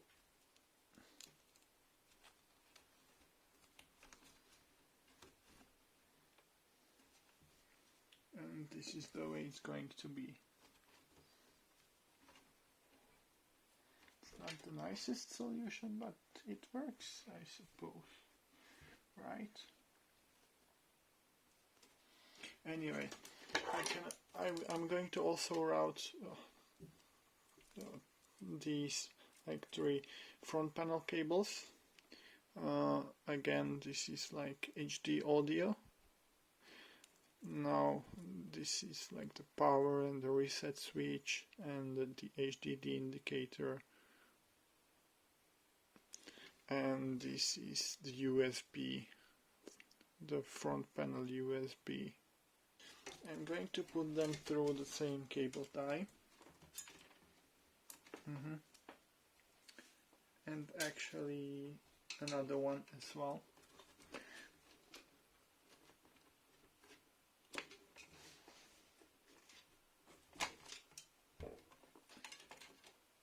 I'll just pull it out. Let's put it back.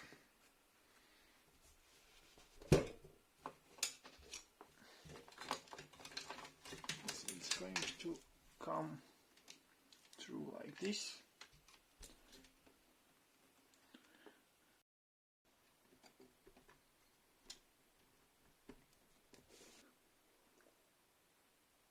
And we also have the power switch and the reset and so on. That actually we should route it this way. You have to look it up in the motherboard manual, like how you have to put it. I already looked it up and I know how should it go.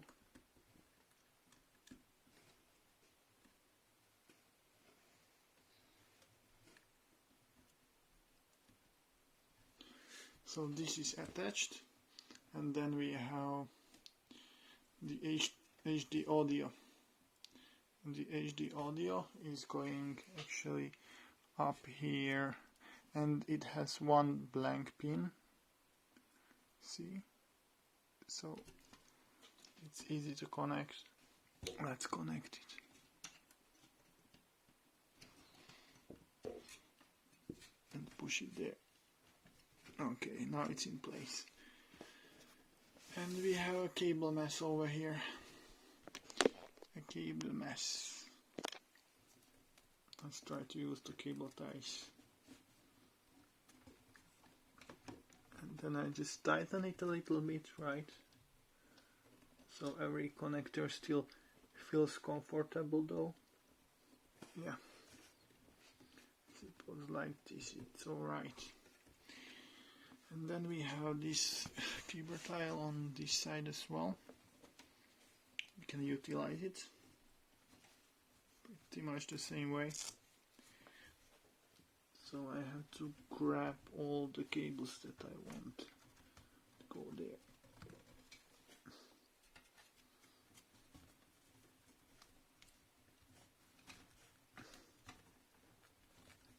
But I think now we are going to only use it like this. I wonder how can somebody fit the GPU here if all the cables are sticking out like this. Now I'm also tightening the cable ties over here. And let's not forget about the fans, because fans have cables as well, so we are going to need to route those cables some way. I'm really not satisfied with this cable management, but yeah, maybe I can do it better. Yeah, okay, I'm going to try something else, guys.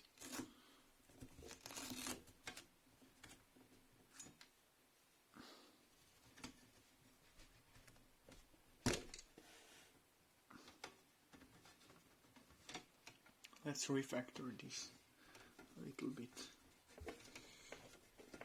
So this can go, I think this can go from the top as well, because at the top we are not going to have anything there, so there's plenty of space to handle with cables.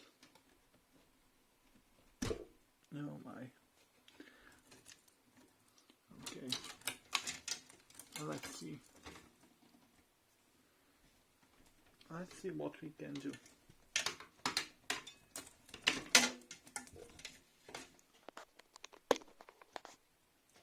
Alrighty. So if we take these cables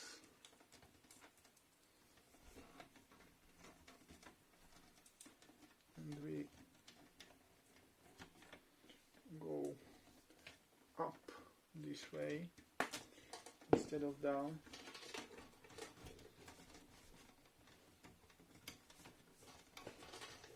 right, and then we can like bring them over from the top, and then this USB cable is like not listening at all. It's very stiff, so it's very hard to manage. So I'm not sure whether this was a good idea or not. I can,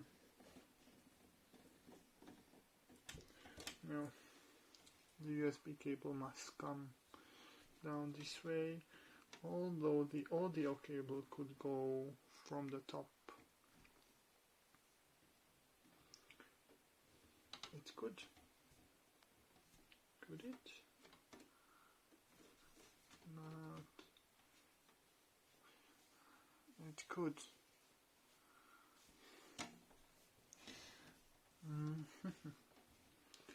Never mind. At least the power connector is going to go from the top, and it's there. Up from here. Oh yes, and this is, I think this seems much nicer now. So I tucked away the USB cable in here, as you can see, right next to the power. I tucked away a few cables here, and I moved actually the power connector cable up here. We have the power switch connector cable from up here from the front panel, and we have the power cable from the PSU here as well. Anyway, so I tucked it away, and now it looks better. Okay, so I'm going to tie it like this.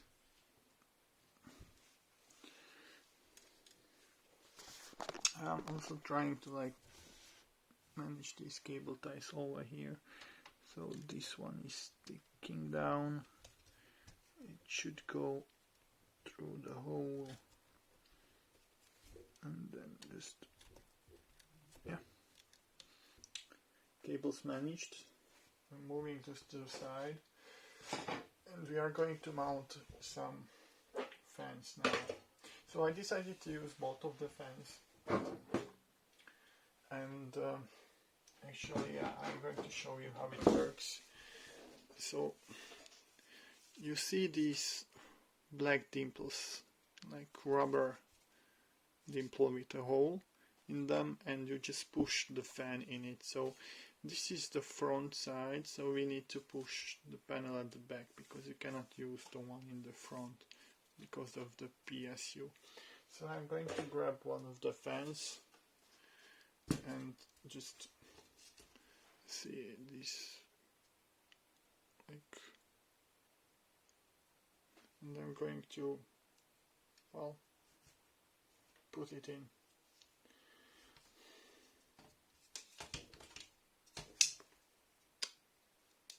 And now let's think a little bit about where are our cables going to be. So I think this is a good position, because I can route this cable through the cable ties next to the PSU.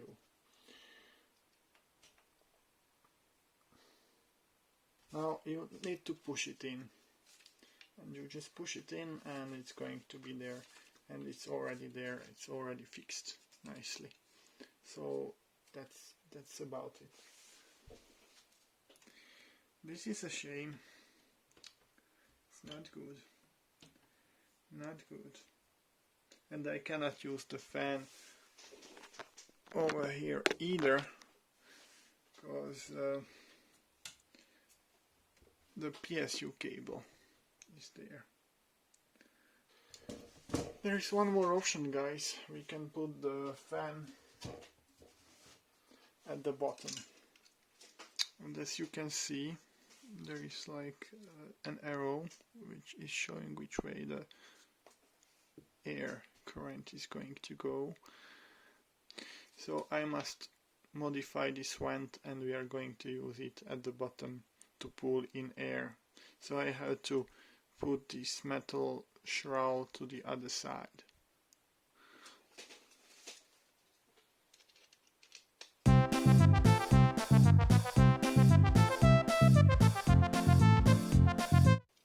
One more. Oh.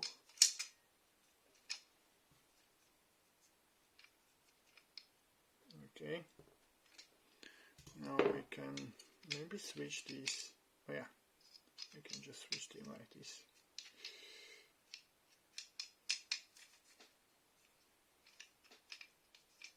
So I'm going to switch all of them. So we reverse the airflow, or the mounting position, so we can reverse the airflow.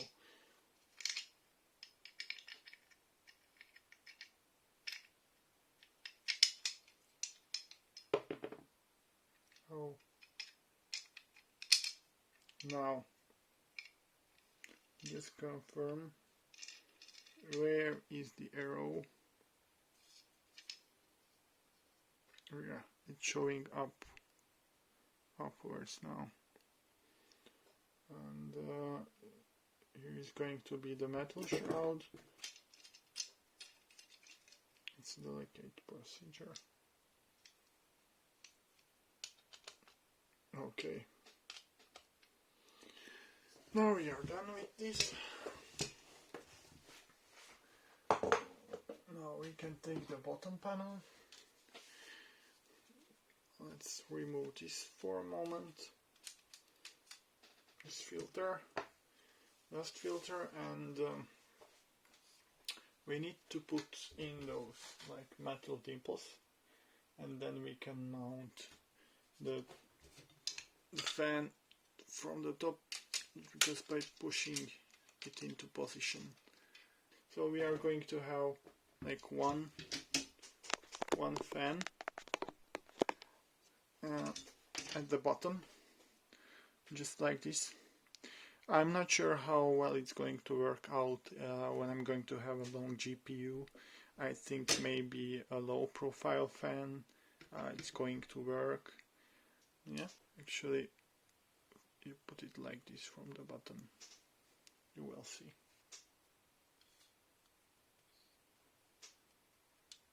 Yeah, just like this, and you can move it, you can adjust it.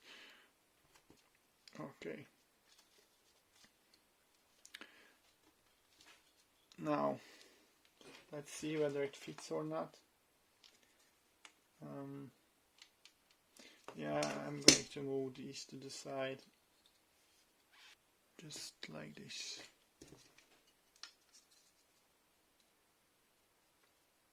And then we should turn the cable closer to the motherboard, I think.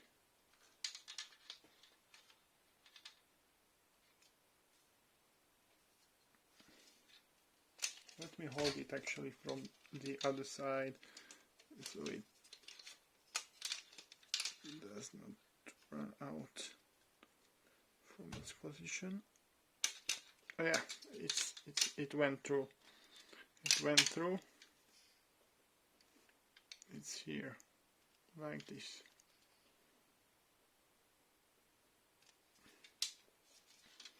Now the other four. Every one of them went through. Now I do believe I can still install the magnetic dust filter.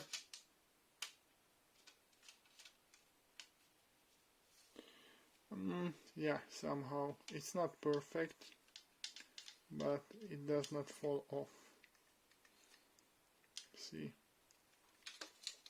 so it's not a perfect solution. Maybe I can push back those pins a little bit. Yep. Yes. Just push them back a bit, and now the magnetic filter is almost completely there. The dust filter. Now let's mount back the bottom, or we have to mount it back, and we have to connect this cable to the system fan header. Now, oh no, I realized I mounted it like to the other side.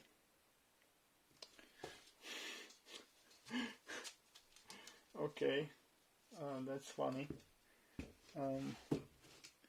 Well, it's holding fairly well in those dimples, I must say. Done. Now then, it's getting quite heavy. The build is getting heavy.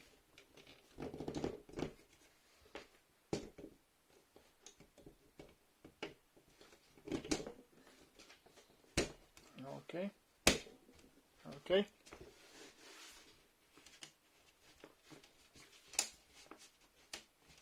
Shroud. Don't go anyway. There is a little screw at the bottom as well, so you can like secure the bottom with a screw. And the screws are magnetic. Alright. Now I'm just going to connect the fan.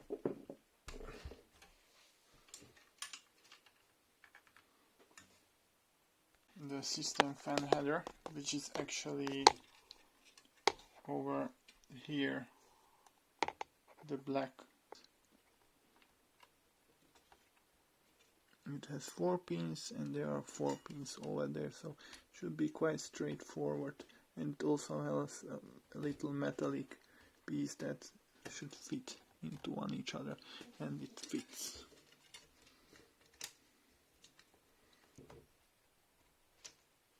Okay guys, we can finally put in the RAM. Okay, and now I have to push it down. Yeah, you could hear the click from one of the sides and the other as well. Yeah, clicked on both sides. So we can actually put together the box, the case, so we can mount it back now.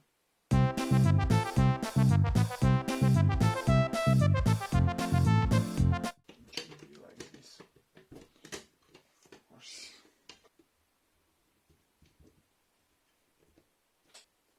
Alright, it's secure.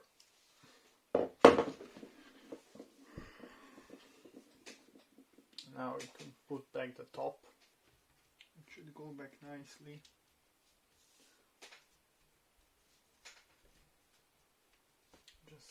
Just fit into position.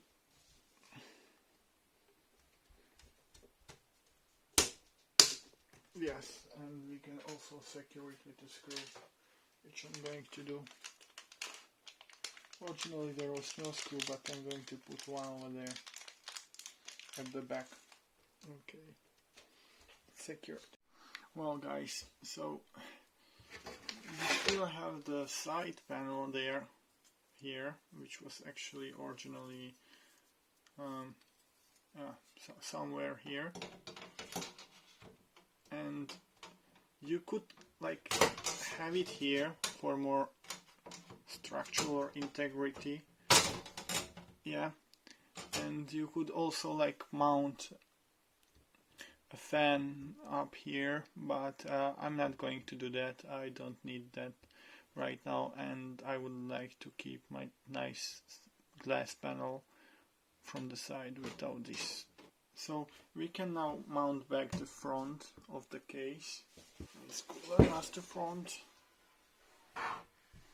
Right, let's put it back. Snap it into position.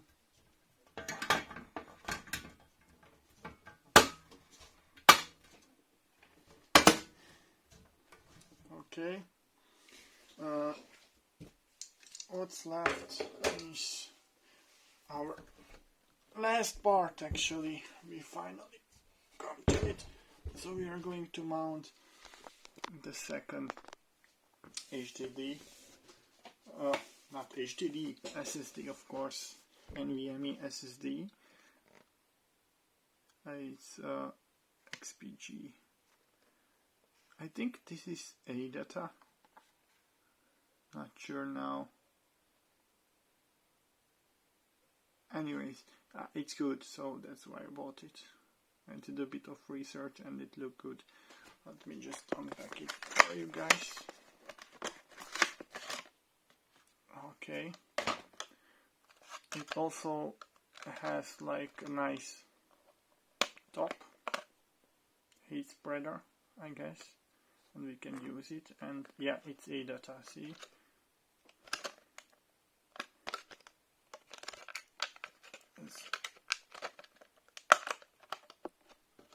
Alright, and I think we can just, it goes in like this, so I think we can keep this sticker on it, and we should also like attach it with a screw, because you can see here is a screw. So let's do it quickly.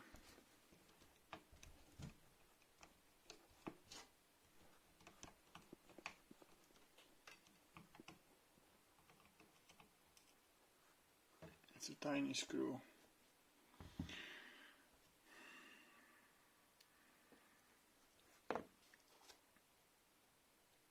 I think I'm going to put on the sticker first, well, all the heat spreader, or what is it? Peel it away.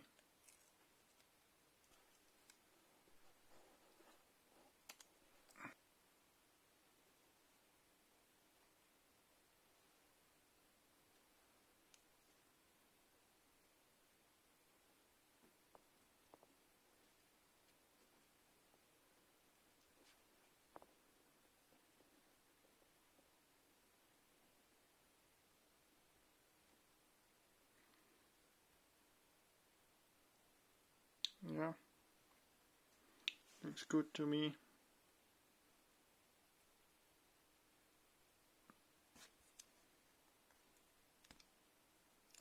Push it down.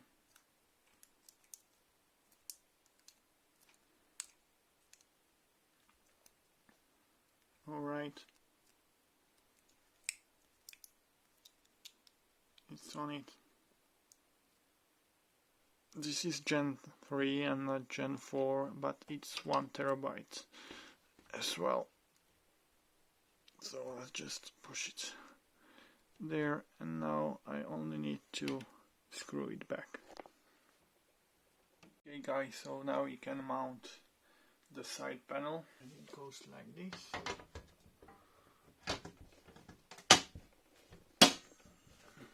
We are now missing only the GPU. I only have to like unmount one of the back plates for the GPU. Okay. Here is the GT 1030 2GB GDDR5 video RAM, and now I'm going to push the GPU into its place.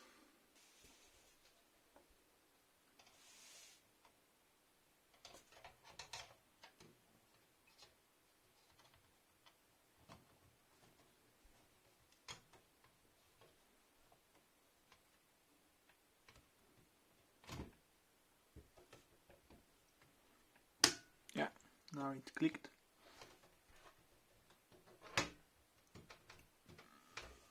Okay. Secure the GPU in its place, because if you don't, it's going to wobble like so. So I highly suggest to put the screw back. We are not going to put back this, but the GPU has its own back plate. So hello guys, so the GPU is there, everything is there except of the tempered glass panel. Now let's connect it to a monitor, let's connect it to the power outlet, turn it on and see whether we did everything correctly or we messed up. Oh, here is the power connector. Initially I thought you will be not able to get to the on and off switch of the PSU. Actually it's reachable. If I would have here a slim low profile fan, I wouldn't be able to get to it properly. Maybe I would, but maybe the fan wouldn't even fit here. The fan, a low profile fan, would probably fit above the cooler, above the CPU cooler, because it's a little bit lower than the power adapter of the power cord. And now guys, let's push the button. Push that button, push that button, push that button.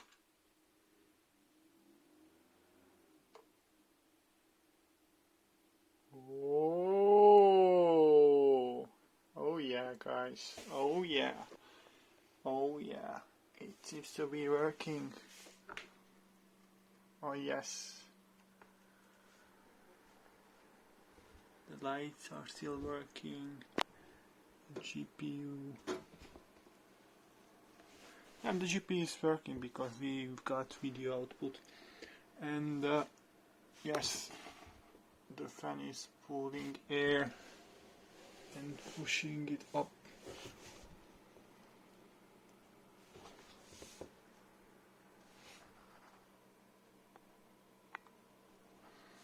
Cool.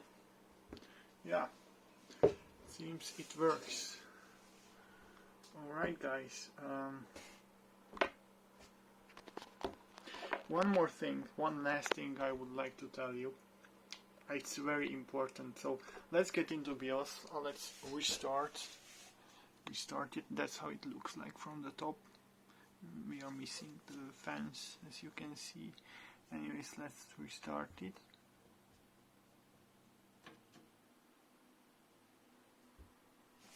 Okay, and I have to connect a keyboard first, because otherwise it's not going to be useful to restart. Let's try the front USBs, shall we?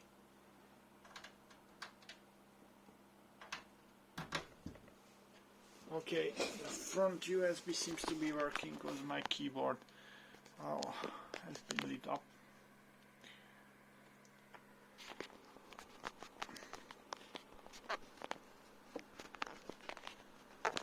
So guys,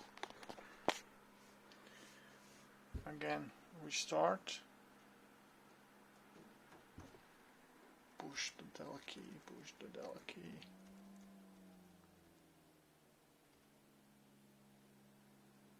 Okay, no, I missed it.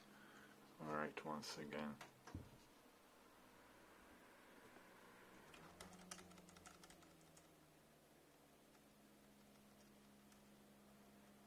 Okay, I'm in the BIOS. Something is humming here. Oh yeah. It's the bottom fan. It's causing some kind of vibrations.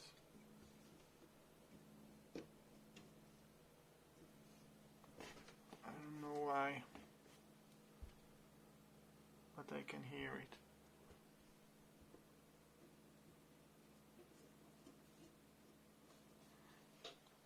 Anyway, so we are in the BIOS, and if you would like to use SAM, Smart Access Memory, you have to install your Windows while the CMS is disabled. Yeah, it's here.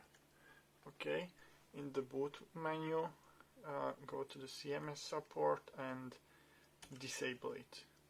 Okay, and once you disabled it, if you go into again the settings and I/O ports, you enable 4G decoding, and then you enable Resizable Bar support. You should be good to go. I don't need Resizable Bar support right now because my GPU is not suitable for gaming anyways, so I don't think it's going to change anything. Anyway, let's once again quickly see whether we have all the devices. Okay, now you can see the system fan is on as well, running at 1100 RPM, and it's humming. I can hear it. I can hear it humming. So let's see. Yes, M.2 drives. We have the GIGABYTE drive here as well as the ADATA drive. Still has the GPU, and we have the memory with XMP profile running at 3600 MHz. And as you can see, the tempered glass is installed. I can actually pull away.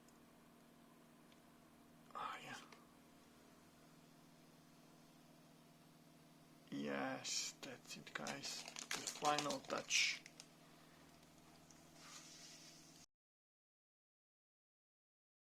So guys, I decided to upgrade my build after 1 week, and I actually bought 3 pieces of side Flex 120mm slim RGB fans, and I already mounted them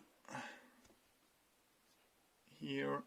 Actually, I used the original shroud from the original Cooler Master SQL fans, which came with the NR200B case, and I mounted the shroud on the side Flex slim fan. I actually used the same screws that came with the Flex slim fan, and I'm actually using cable ties to connect the fan to the case.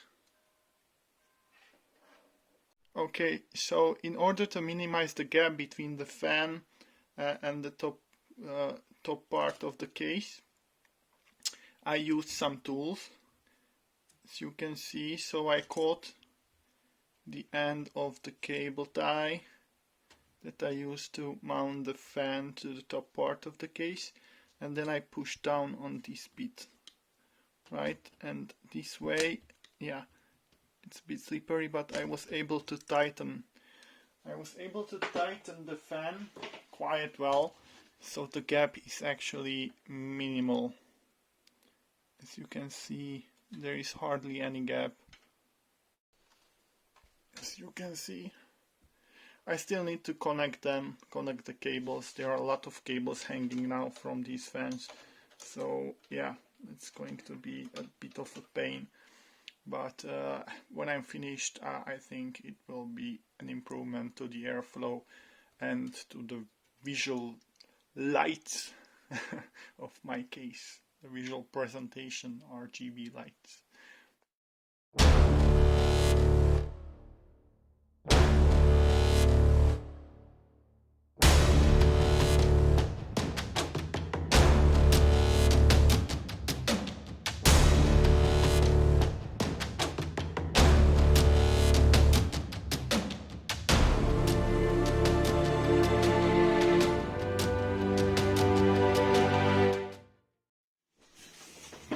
Visitors, that was a journey.